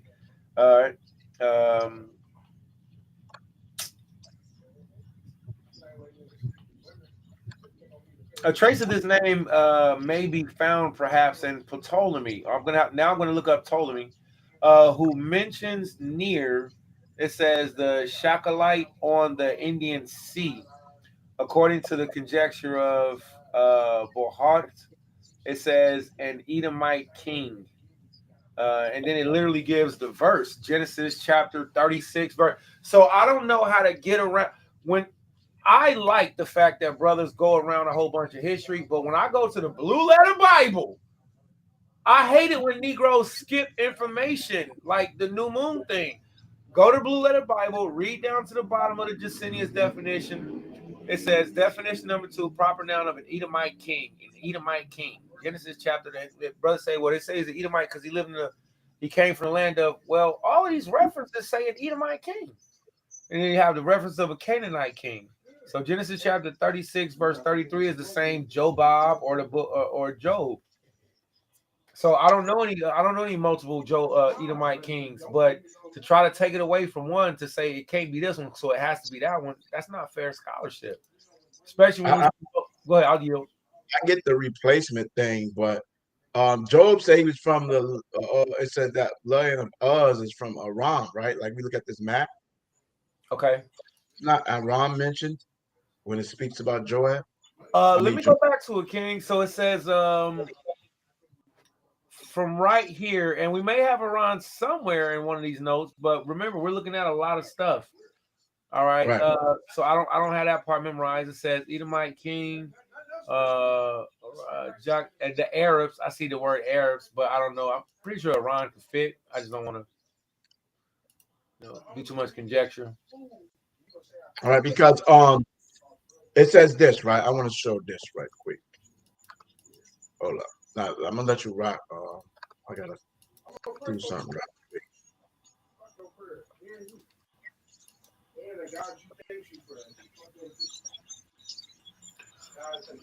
Absolutely, because the God I serve said you ain't gonna do that. The God I serve said, hey, see somebody. All right. I'm about to pull up something right quick. So you see the land of Uz right there, man, right? I mean the land of Aram there, right? And so that being said, I'm going to share this here. Shout out to the people that's trying to get their scholarship on and during with us during this. Appreciate you. All praise. Glory to the Most High. We just having a study session now because the main speaker's not here, and we just building. Zoom in. Control. So it says, I asked, how many us are in the Bible? Us, the person, there are different people named and us in the Bible. Can you hear me out? Isaiah, Yasharalers. Are you in the building? Well, for everybody that's listening, there are three different names of Uz in the Bible. It's Uz, the son of Aram, grandson of Shem. And in the other previous map, we show that Aram was east, way further up east. References 1023, First Chronicles 117, lineage Shem, Aram, Uz, right? Which Isaiah said, well, Esau is Shem as well, right? Many scholars believe the land of Uz, Job's homeland, could be named after this Uz. Many scholars believe the land of Uz, Job's homeland, could be named after this Uz, possibly region northern Arabia, Syria, or they say near Edom. They throwing the Edom down there, which is way south.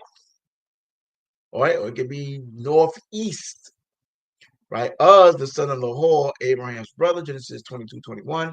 Lineage Nahor, Uz. Region possibly in Mesopotamia, northern Syria, or Haran region. No, possibly a different Uz from Aram descendant, but some scholars see overlap. Uz, descendant of Seir, descendant of Seir, the Horite, reference 36:28:1, First Chronicles 142. Lineage Seir, Deshan, Uz, region Edom, Syria. This is clearly in or near Edomite territory, right? Uz, the place, land of Uz, the land of Uz, Job's homeland. Job 1:1, there was a man in the land of Uz whose name was Job, also mentioned in Jeremiah 25:20 and Lamentations 4:21. Associated with Edom, Lamentations 4:21, directly links Uz and Edom, northern Arabia, Jordan, or near Syria. Scholars guesses between Edom and Aram. So location summary of the land of Uz, near Edom, southern Jordan, northwest Arabia, Lamentations 4:21, northern Arabia, desert east of Israel, based on Job's wealth, nomadic life. Syria, Mesopotamia, Haran, or near Haran, if linked to Uz, son of Abraham, of Aram. Right? So, and This is the information that the brother was bringing out about the different names and the different us in the scriptures, right? And I'm still not convinced. And we got to get more information. I have his PowerPoint. I will be going over the PowerPoint myself. Con, I know want to go over it also. I have a few questions, man. Just real quick. So when we're looking at Esau, and we're familiar that Esau, he married into the nation of the Ishmaelites, right?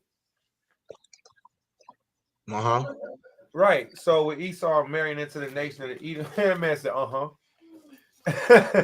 when Esau married to the nation of the Ishmaelites, I could very well see how he would have been populating and living into, the land of the Arabians, because that's who Esau was. He married Adah, I believe. And let me look it up real quick. Where's that? Esau married 26, right? Yeah, let's go. What we talking about? Doesn't mean he had to live there. I mean, Well, no, but what it means is that his children inhabited this region in East and Edom. Aldumia was not the only place that his people inhabited. You know what I'm saying? So since right. Yeah, I mean, you have to show where the Bible shows, and we gonna go with that. You have to show a source to show these other locations where he lived that could possibly be in reference of what we're talking about. Because based off Genesis 3:36, and they breaking down the lineage of Esau and the women that he married and the children that he had, the location was in Seir. I mean, based on Genesis 36. So I mean, you said Genesis 26, right? And was it 26?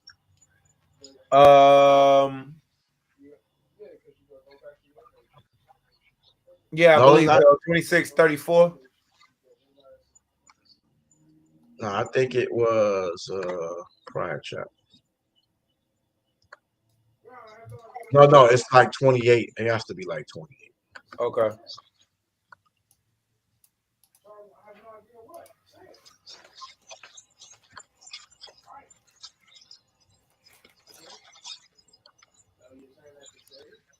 And Esau, it says that Esau seeing 28, Esau seeing the daughters of Canaan please not Isaac his father. So now he's being extra wicked, Esau, right? So he told Where you at? Where you at real quick? Where you at? Genesis 28:8. He still want to be rebellious, the demonic Esau, seeing that the daughters of Canaan please not his father, being spiteful because he didn't get the blessing. He gonna marry the Canaanite instead of taking his damn ass to marry Leah, because Leah was the next first in line. Esau being the oldest, he's supposed to marry Leah. And Jacob married Rachel regardless, because Rachel was the youngest, Leah was the oldest. He's supposed to marry Leah based off my understanding of the marriage and how it worked. Esau was the oldest. Esau was supposed to not marry no Canaanite, no other woman. He should have married Leah. And then Jacob would have been with Jacob if he's going to go by marriage or and kindred marriage. But he said, nope, I'm going to marry the Canaanite. Then went Esau onto Ishmael and took onto the wives which he had. So we have Mahatla, the daughter of Ishmael, Abram's son, the sister of Nabijah, to be his wife. Right. So let's precept that with Genesis chapter 26. So Esau, the first time, that was the second time he got married. The first time he got married, he married the Canaanites. The second time he got married, he married the Ishmaelites.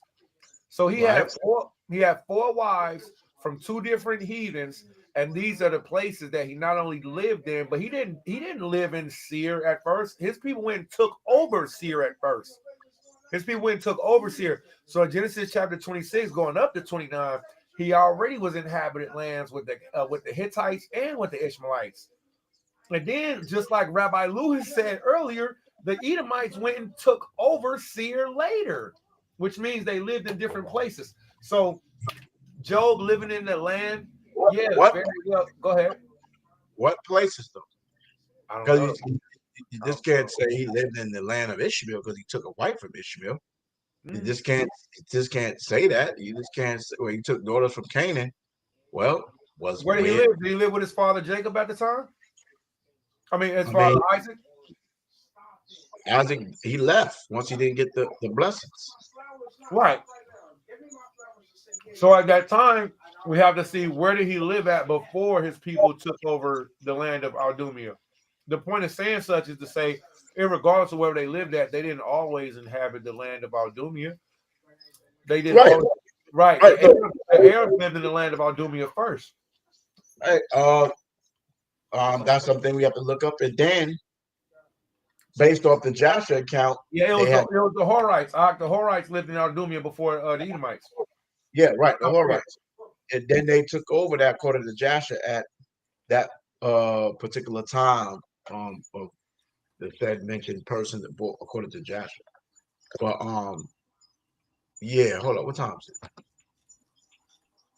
Oh yeah, we 5 minutes over the time. But We are. Well, yeah. I greatly appreciate it, but I also regret missing the show the other night. I went to bed at like 8 last night, man. So salute and congratulations on the premiere.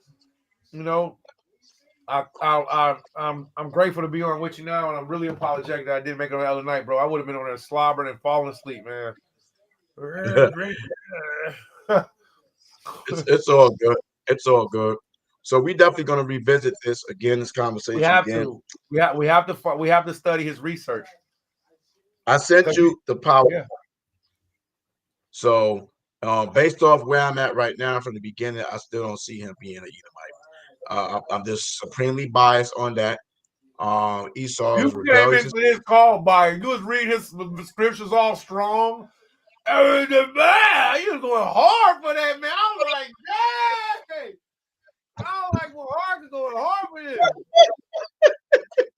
That man kept cutting me off and everything. I was like, dang. Nah, I wasn't trying to intentionally cut you off. The reading part, I was reading, but I read. You ain't had to. And you was doing it like Rabbi Lewis was just like killing it, and nobody gonna say nothing. I was like, dang.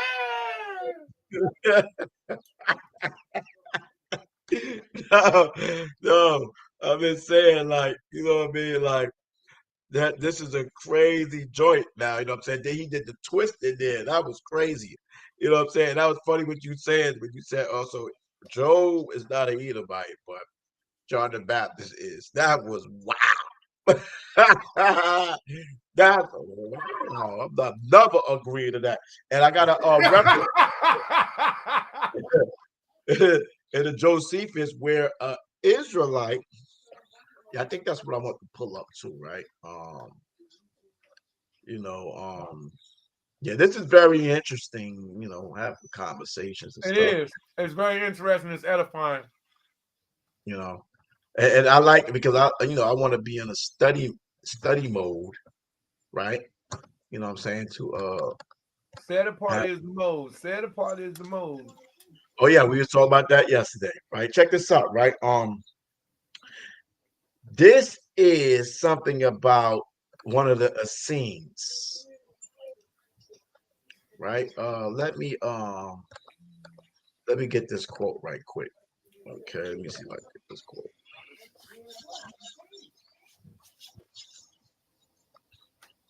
All right. Do you know what that means? If all of the Edomites was Essenes, man, that's ridiculous.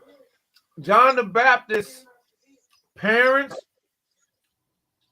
was Edomites. Now that you're saying Elizabeth and John the Baptist's father was both perfect Edomites, but Job couldn't have been because remember his parents was perfect. John, you saying John? Right, that's what I'm saying. I can't go with that, bro. Sorry, Charlie's. I'm not going with that at all. I think. Go ahead. Yeah, I just can't do that one, brother. Can't do it. That's what you're working with, though. Nah. Don't, Go ahead. no, don't try it. Know what I'm saying? Like you can have truth on one thing and be off on two things. Yo, that's definitely off on two things. John the Baptist, the Edomite. Come on, man. The whole Qumran community, Edomites. Come on, Yeah, man. That's leper. That's leprosy. All of them got leprosy, being unclean and having to be so-called Levites. right. Yeah, I'm not with that at all. You telling Sorry. me Yahushai's cousin, who baptized him, was an unclean Edomite leper, or he was a Negro Edomite? Which one is it? Okay, let me see something right here. I'm trying to get my source up right quick. Right. On one of the figures in the Josephus, if you want to, well, I can pull it up. No, let me just read this. I can pull up. It's in the Antiquities of the Jews, book 15, chapter 10.4 area. I'm going to get that right quick, but I want to. In fact, let me do this right quick. Let me do this right quick. I want, and we could close up after this. Let me just get this right here. Yeah, that yeah, he didn't come back after that statement. You got to come back after that, brother. Yeah, you have to come back after that.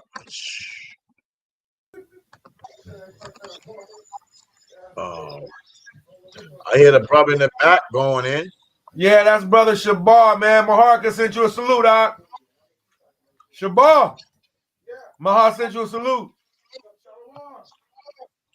I hear you back there, brother. Yeah, hey.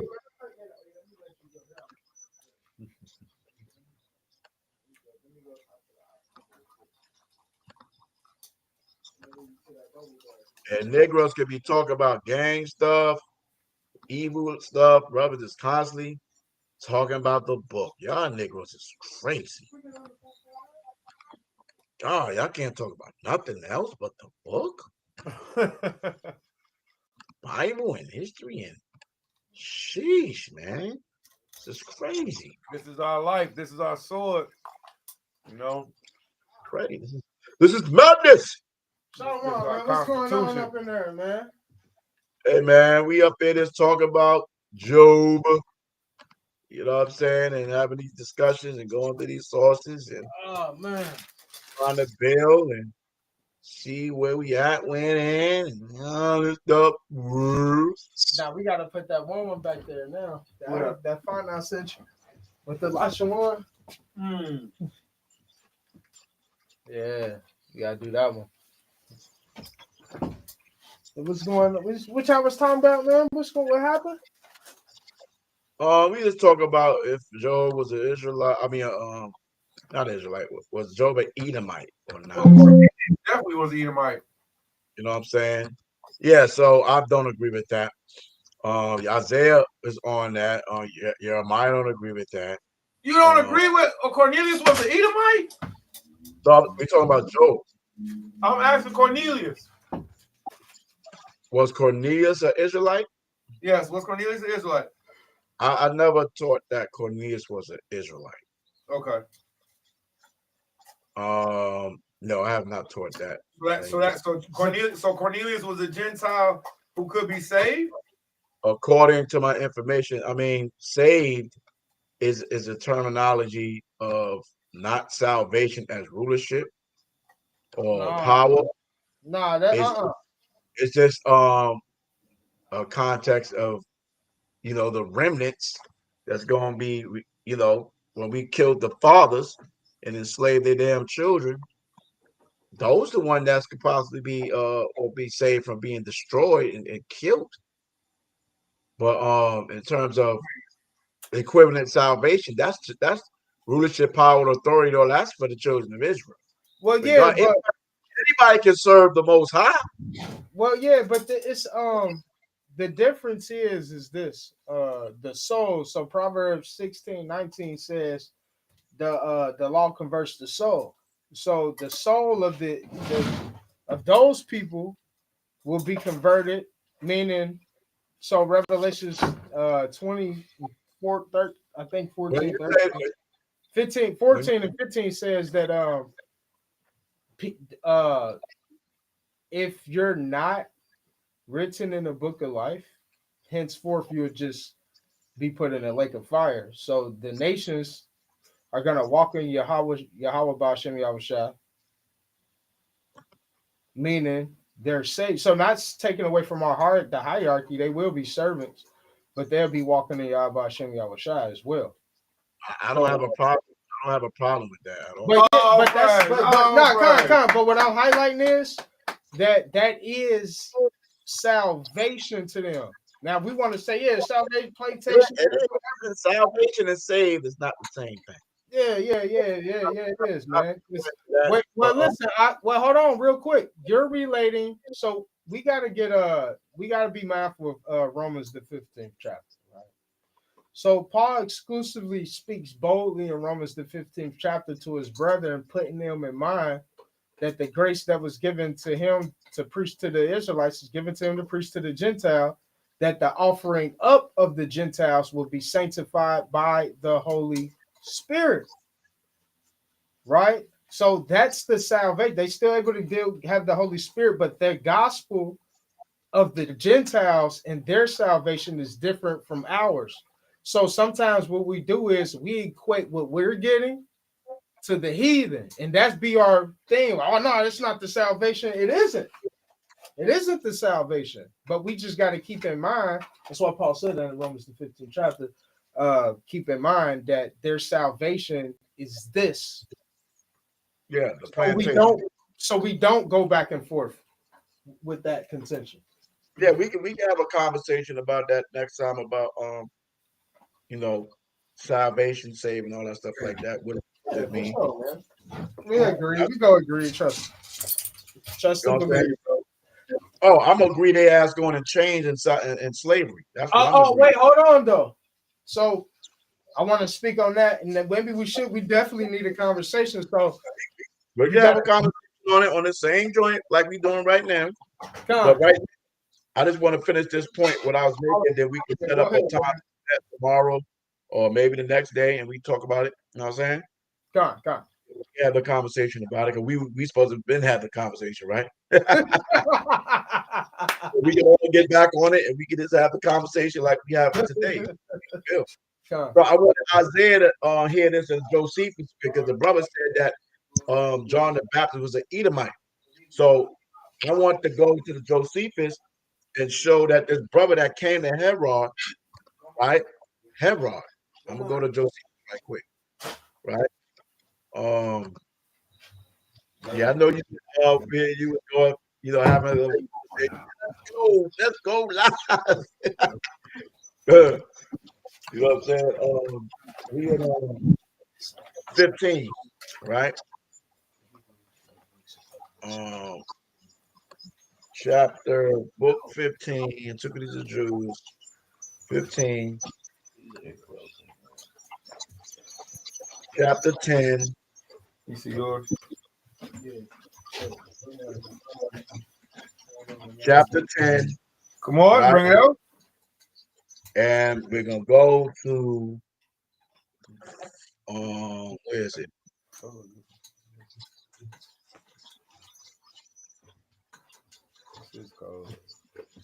Right here. Okay. Come on.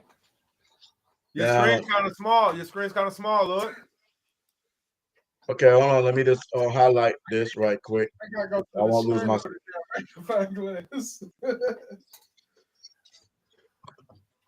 All right, so I made it. You can see it now. Can you see it now? Dang. No, that's a bit better. It's a bit blurry on this side of the screen. It needs to be raised a little more. I see Pharisees. That's good. That's good. That's back it down a little bit more. Pause. That's good. All right.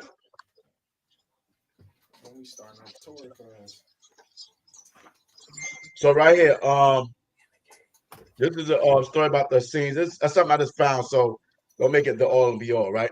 The Essenes also, as we call a set of hours, this is Josephus, a set of hours. Josephus say this is a set of hours. I'm sure Josephus know the difference between the Herodians, the Edomites, and all and the Essenes. Were excused from this imposition. These men lived the same kind of life as do those whom the Greeks call Pythagoreans, concerning whom I shall discourse more fully elsewhere. However, it is but fit to set down here the reason wherefore Herod had these Essenes in such honor and thought higher of them than their mortal nature required. Nor will this account be unsuitable to the nature of this history, as it would show the opinion men had of these Essenes. Now, these Essenes, like, because he mentioned they could be Edomites or Israelites, but based off what Josephus is saying, the Essenes also, as we call a set of hours, the Essenes also, as we call a set of hours. Wow, this could be something. Well, let's see.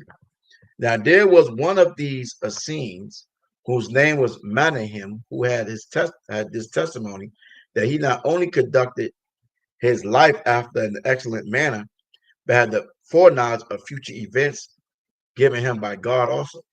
This man once saw Herod when he was a child and going to school and saluted him as king of the Jews. But he, thinking that either he did not know him or that he was unjust, but put him in mind that he was but a private man.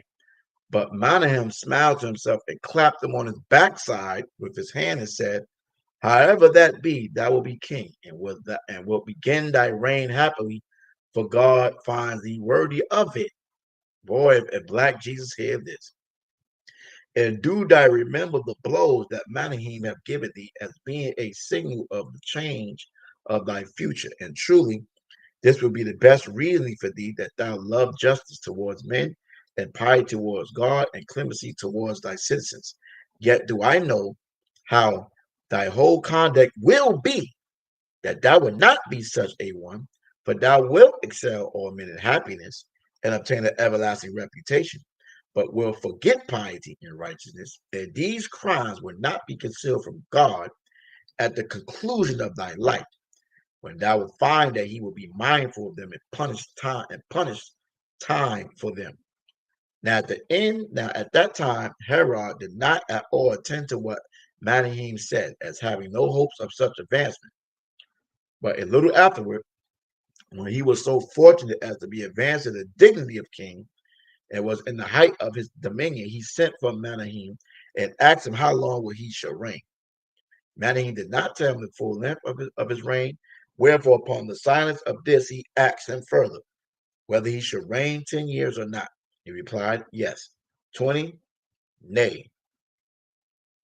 30 years, but did not assign the just determinate length of his reign. Herod was satisfied. Where we at? Herod was satisfied with the replies and gave Manahem his hand and dismissed them. And from that time, he continued to honor the Essenes. We have thought it proper to relate these facts to our readers, how strange soever they be, and to clear what have happened among us, because many of these Essenes have, by their excellent virtue, been thought worthy of this knowledge of divine revelations. I just want to bring that out. You can take it how you may feel what it's saying, but he made a point to say that Essenes was Edomites, and so as you were saying, well, we cannot deny and say that we did Herodians that came into Herod. What is an Edomite? An Idumean, right? But was this Manahem? Because here's my source. Here you go. Here's my other source. Let me stop that.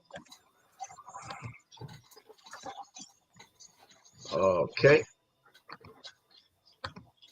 Manahim or Manahim was a member of the Essenes, a Jewish sect known for strict discipline, anti-Semitism, and apocalyptic beliefs, like the group associated with the Dead Sea Scrolls at Qumran. According to Josephus, Manahim prophesied to Herod the Great before Herod became king. He predicted that Herod would become king of Judea. When Herod asked Manahim how he knew this, Manahim replied something like, "It is God who has told me, and it will happen because he has willed it." Right?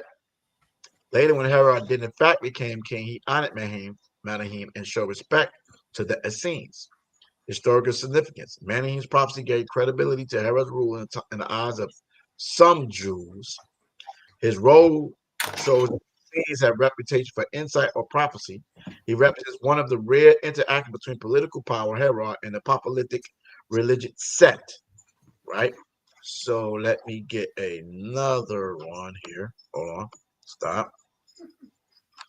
Drop, open up shop. Ooh, that's a rough riders road.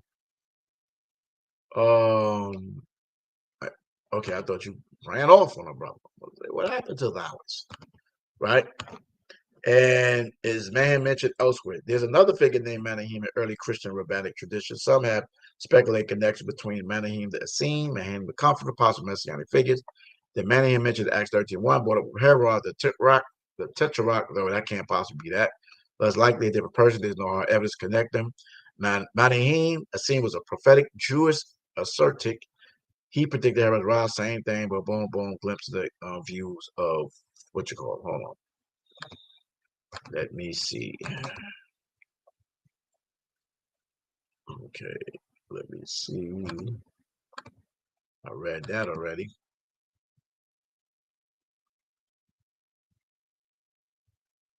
One more.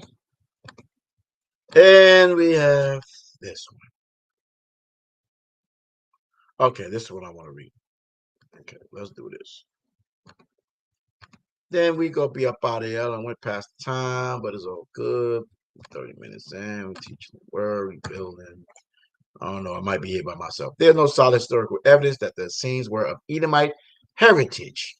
Most scholars understand the Essenes to be a Jewish sect that emerged from the Second Temple period around the 2nd century BCE, likely a branch of Hasidic or priestly reformers reacting to the corruption they saw in the priesthood and temple. Deeply tied to Judean identity with a focus on strict Torah observance, ritual purity, and apocalyptic beliefs, located mainly in Judea, especially around Qumran near the Dead Sea, not in traditional Edomite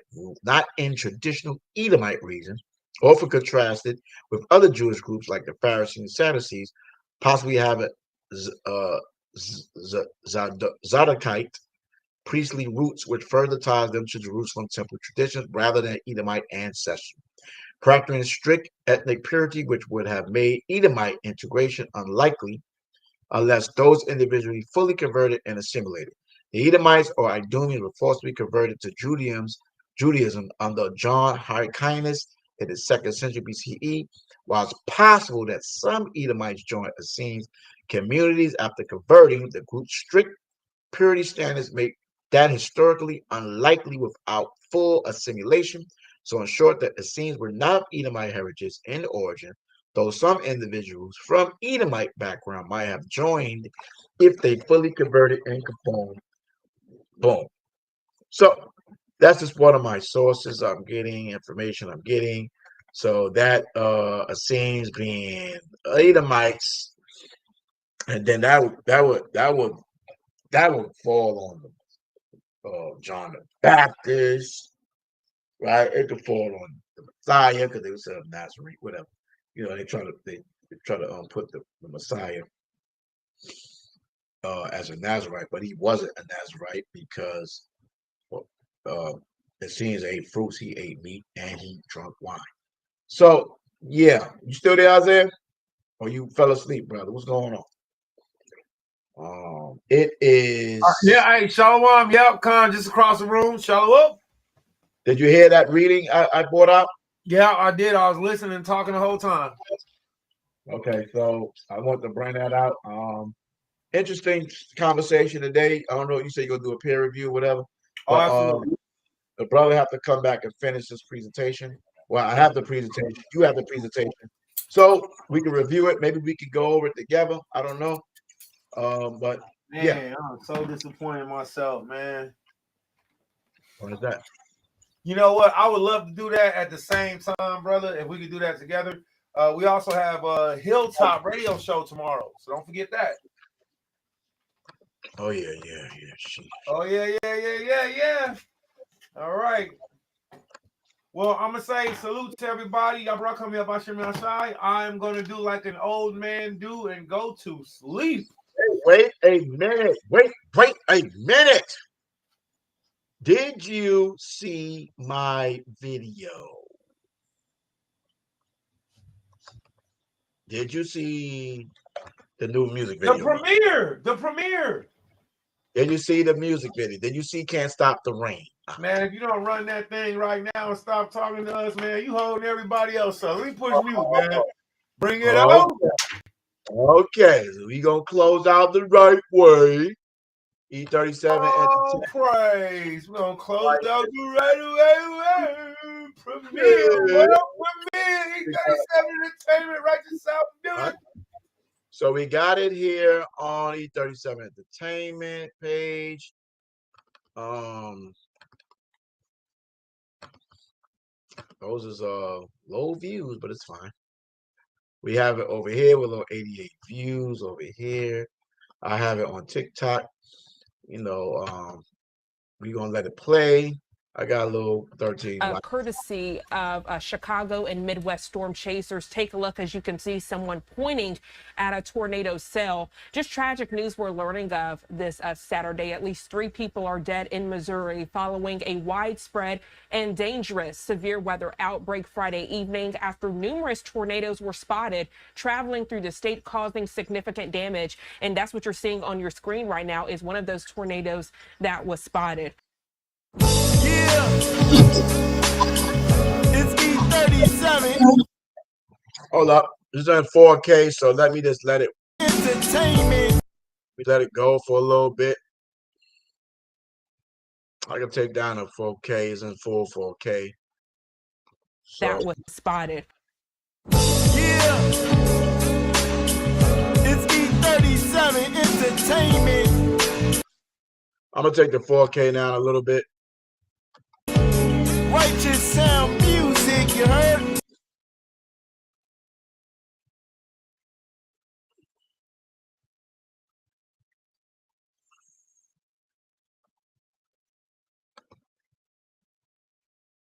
Come on, man. I'm gonna keep it back on 4K then.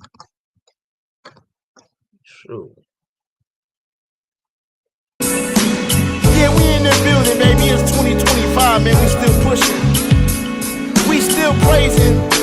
Giving all glory to Yahweh. Show them us, Yahweh, man. Hey, it's unbelievable when you come in the truth. Eyes wide open, you just hoping. Rules not joking, Israel not found. The word so profound.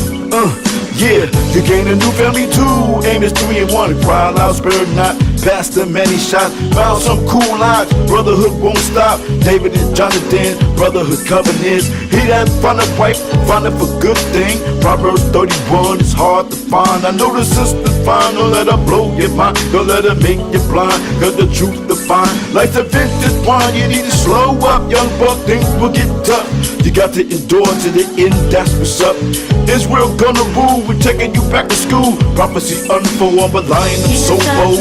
From falling down, can't stop the rain from falling. Hey, Tal. Can't stop the rain from falling down. Kingdom goes through. Can't stop the rain from falling. Rain coming down, much needed. Living, waters run deep, wasn't ready for the folk hands. Pop the umbrella, dodging precipitation, hydroplaning, meditation, on to the next destination. A quiet place out the storms, under gray skies since the day I was raised. by the river, born in a little tent, covered in it, hit me like a flood. I knew it was the blood, had to get them shackles up off me, homie. The spirit of discernment blocking me from all the okie dokies, doing a hokey pokey, had to turn myself around. Saw me drowning, Yahweh shot, put me back on solid ground. Praises to Yahweh through the Yadon, he put me on. You can't stop it if you try. My shield and my buckler, I'm far from a sucker. Heart of the father, they get offended, but we mash harder. You can't stop the rain, nigga. Can't stop the rain from falling down. Can't stop the rain from falling. Can't stop the rain from falling down. Can't stop the rain from falling. Yeah. We on the right side, on the spiritual ride. Yeah, we spiritually high. I see my sisters cry. Baby, dry your eyes. Most are coming back, let me show you why. We face the east and rise. I seen servants upon horses, princes walking in service upon the earth. So the objective is to break the curses. To those putting work in, keep the law, stay blameless. Even the ashtray clean, boys riding As we sigh and cry, we stand against the lie. We on our Daniel-ish, we not trying to miss. Mashiach dismissed, don't be an atheist. I never knew you, who you be, you claim me. Hold up, never will I ever, my back to the graven image. Cause once you bother that dog, you finish. Rain, rain, go away, popping off another day. Don't like that rulership, we ain't trying to hear what you say. Can't stop the rain. Can't stop the rain from falling down. Can't stop the rain from falling. Can't stop the rain from falling down. Can't stop the rain from falling. Can't stop the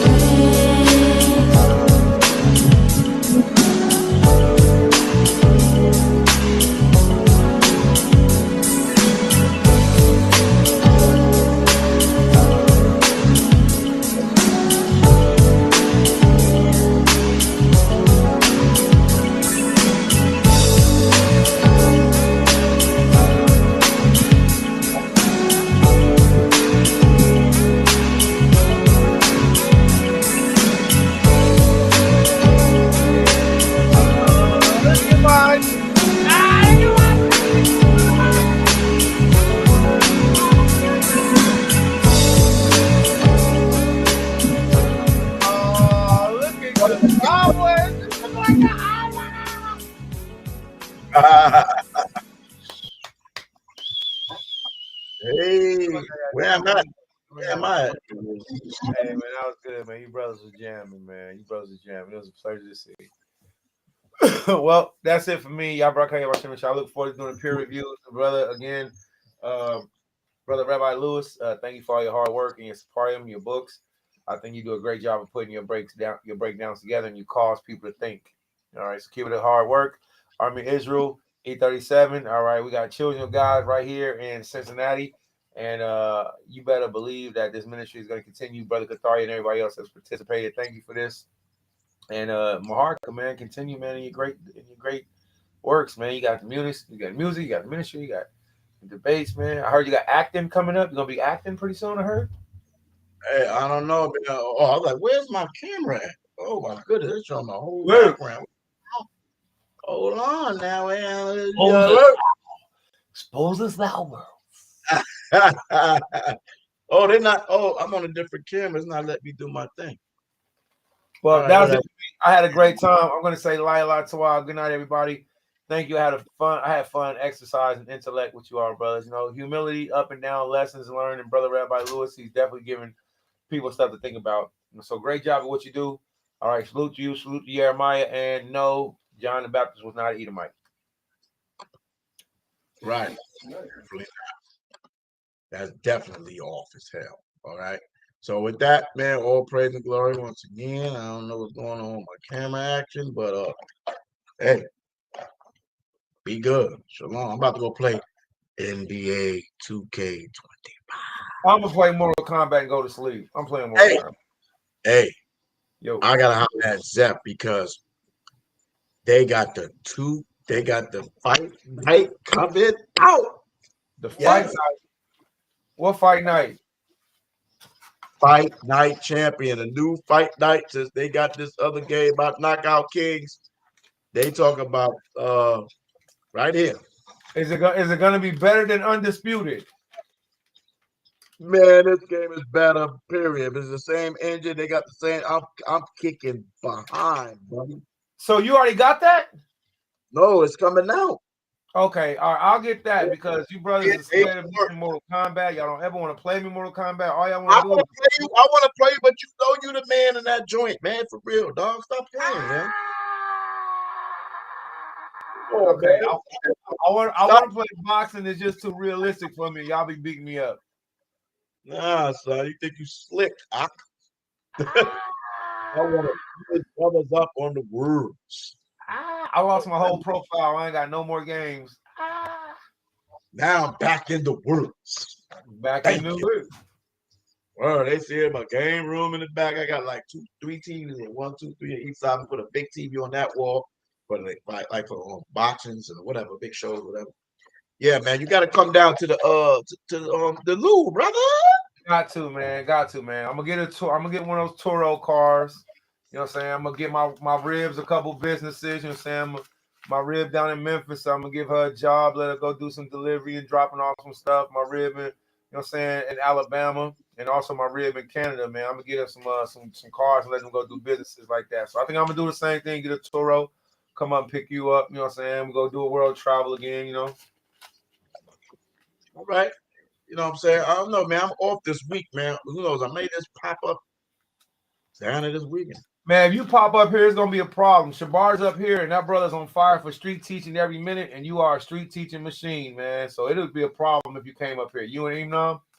Bet you won't. Bet you won't. Bet you won't. I think we're gonna make a trip. I don't think y'all are, man. You brothers ain't about that work, man. You brothers is preachers, teachers, and y'all don't be on them highways and byways, man. You don't get on the road to come up in them, man. All I mean, Israel is local, man. Y'all not about going out there. I got video of Eminem and I out here in St. Louis. You want Eminem and something? I'm sure you say you know what I'm saying. Yeah, I listen. I can. Hey, I'm in the 50 club now, brother. I can. 50 club words. The elder words. That's right, brother. Y'all young men can be out there highways and byways, brother. That's right. You better shut them down, elder in the true 50 words.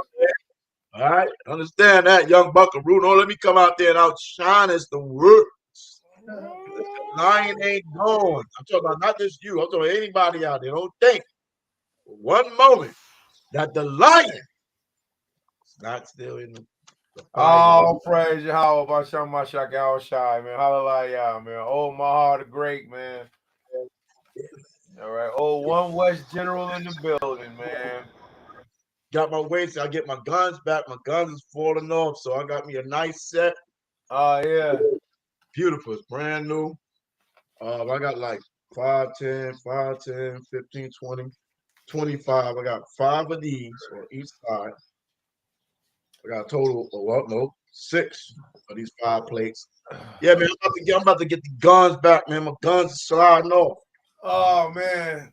Your gun slid off, man. My gun. I ain't got no guns no more. Man, stop the cap, man. I'm cut up all kind of crazy. Get out of here, brother. Nobody want to hear the lies. Stop the lies, brother. Happy work. All right. Come on. Yeah, your guns back, brother. And you get in your I see your weight coming back too. Yeah, I went through a very traumatic time frame, and I was like, well, after Passover, I'm gonna stop eating leaven, and now I'm not back to eating leaven, but I am back to eating solid foods again. All right. You would like disappear upon me a style. Hey, I look good, man. I was skinny for the first time in my life for 20 years. That face was. You're looking like Skeletor for a second, bro. Oh man, I'm gonna try it again, man. I'll see if I lost a lot of weight, man. If I could, if I could change my interior, man, it worked for me. So I gotta make sure I don't get back like that, man. I was too far gone, man. Better is the end of the thing than the beginning there. Right? So thy time has came, it came, and it went. Right? So you're a better man because of it. Right? You learn some lessons. Never date and never marry in Memphis. Yeah, that too. But I'm saying, but that was just. I know. I met a sister. I met a sister the other day, and we was talking, and she was all nice, and then she was like, "I need half of my car note paid." And I said, "Where you from?" She said, "Tennessee." I said, "Never mind." I said, "Never mind." Yeah, I would have been like, "Yo, I feel you because I need half my joint paid." I told her I needed some cooking done, and I needed some stuff around the house done. I was like, it ain't nothing to pay a car note, but can you cook? Can you do wifely do it? Can you do benevolence? Paying a car note, men of Israel, just let you all know, paying a car note ain't nothing but do benevolence. It's all right. All right. The woman, she has to do her part. All right. So if she come and asking and expecting things, she better had already made an investment. All right, and her good character first. All right, so right, it's just a give. If you want to take, you better be giving. Because if you think you just be getting, don't come to the house of my heart. Don't come to Australia. Don't come over here.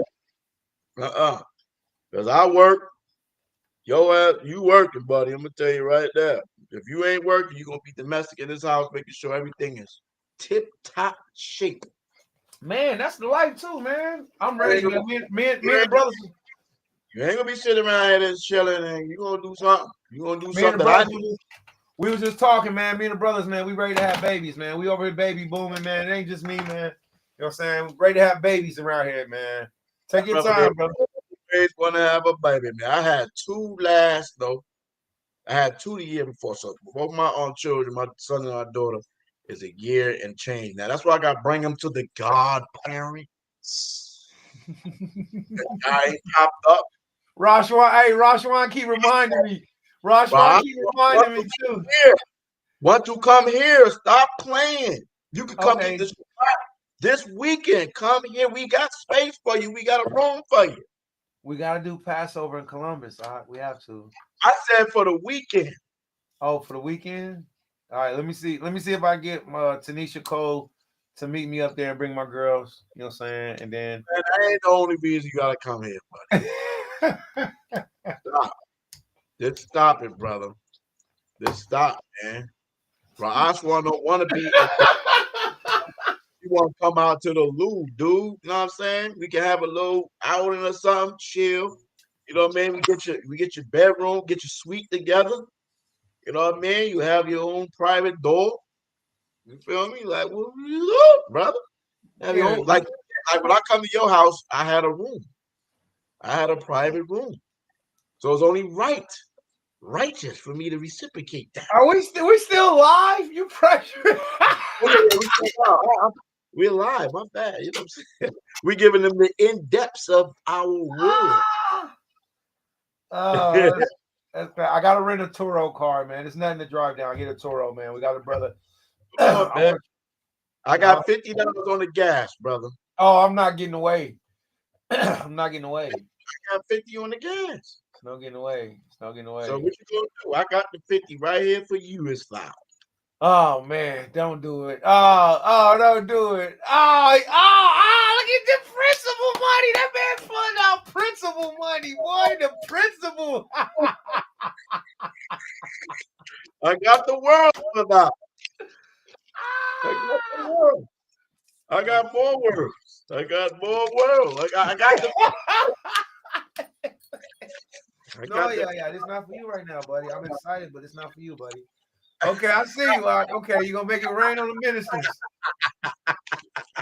Rain on the ministers. You know what I'm saying? Right? We in the world.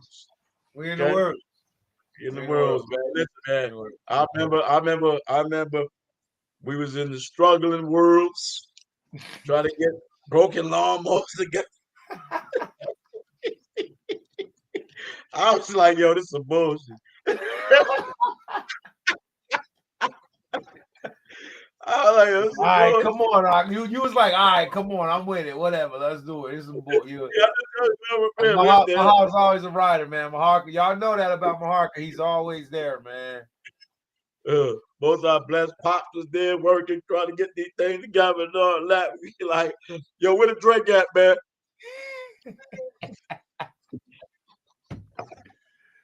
Yo, speaking of, I love you all. Lawn care business go wrong. Yeah, I love you all, man. I'm gonna go ahead and get some rest. I got the brother Shabar. He got a drink for me. I had a great time. Brother Lewis, Maharka Elder. All right, and can't stop the rain from falling. Falling down. Everybody got a rainy day. Some people is in the storm right now. Some people hey, some people brought a storm upon you, Jeremiah, and myself. Remember that storm? Wow. Yeah. Wow. That's heavy. That's heavy. Yep. Yeah. It is what it is, man. Oh, man. It's the circle of life. And now the story really just begins. The endurance story. The endurance story. The endurance story. The humbling. The humbling story, worlds. That's the humbling word. Humbling Because world. it's going to determine if you're going to continue to walk forward. I'm going to continue to walk. I'm just a changed man. All right. So I love the Most High. I love his law, statutes, and commandments. I just don't trust you trifling women. And I definitely don't trust you men who don't believe in the second greatest commandment of keeping the, I don't believe, there's certain things that I've grown up in so much. I've lost a lot of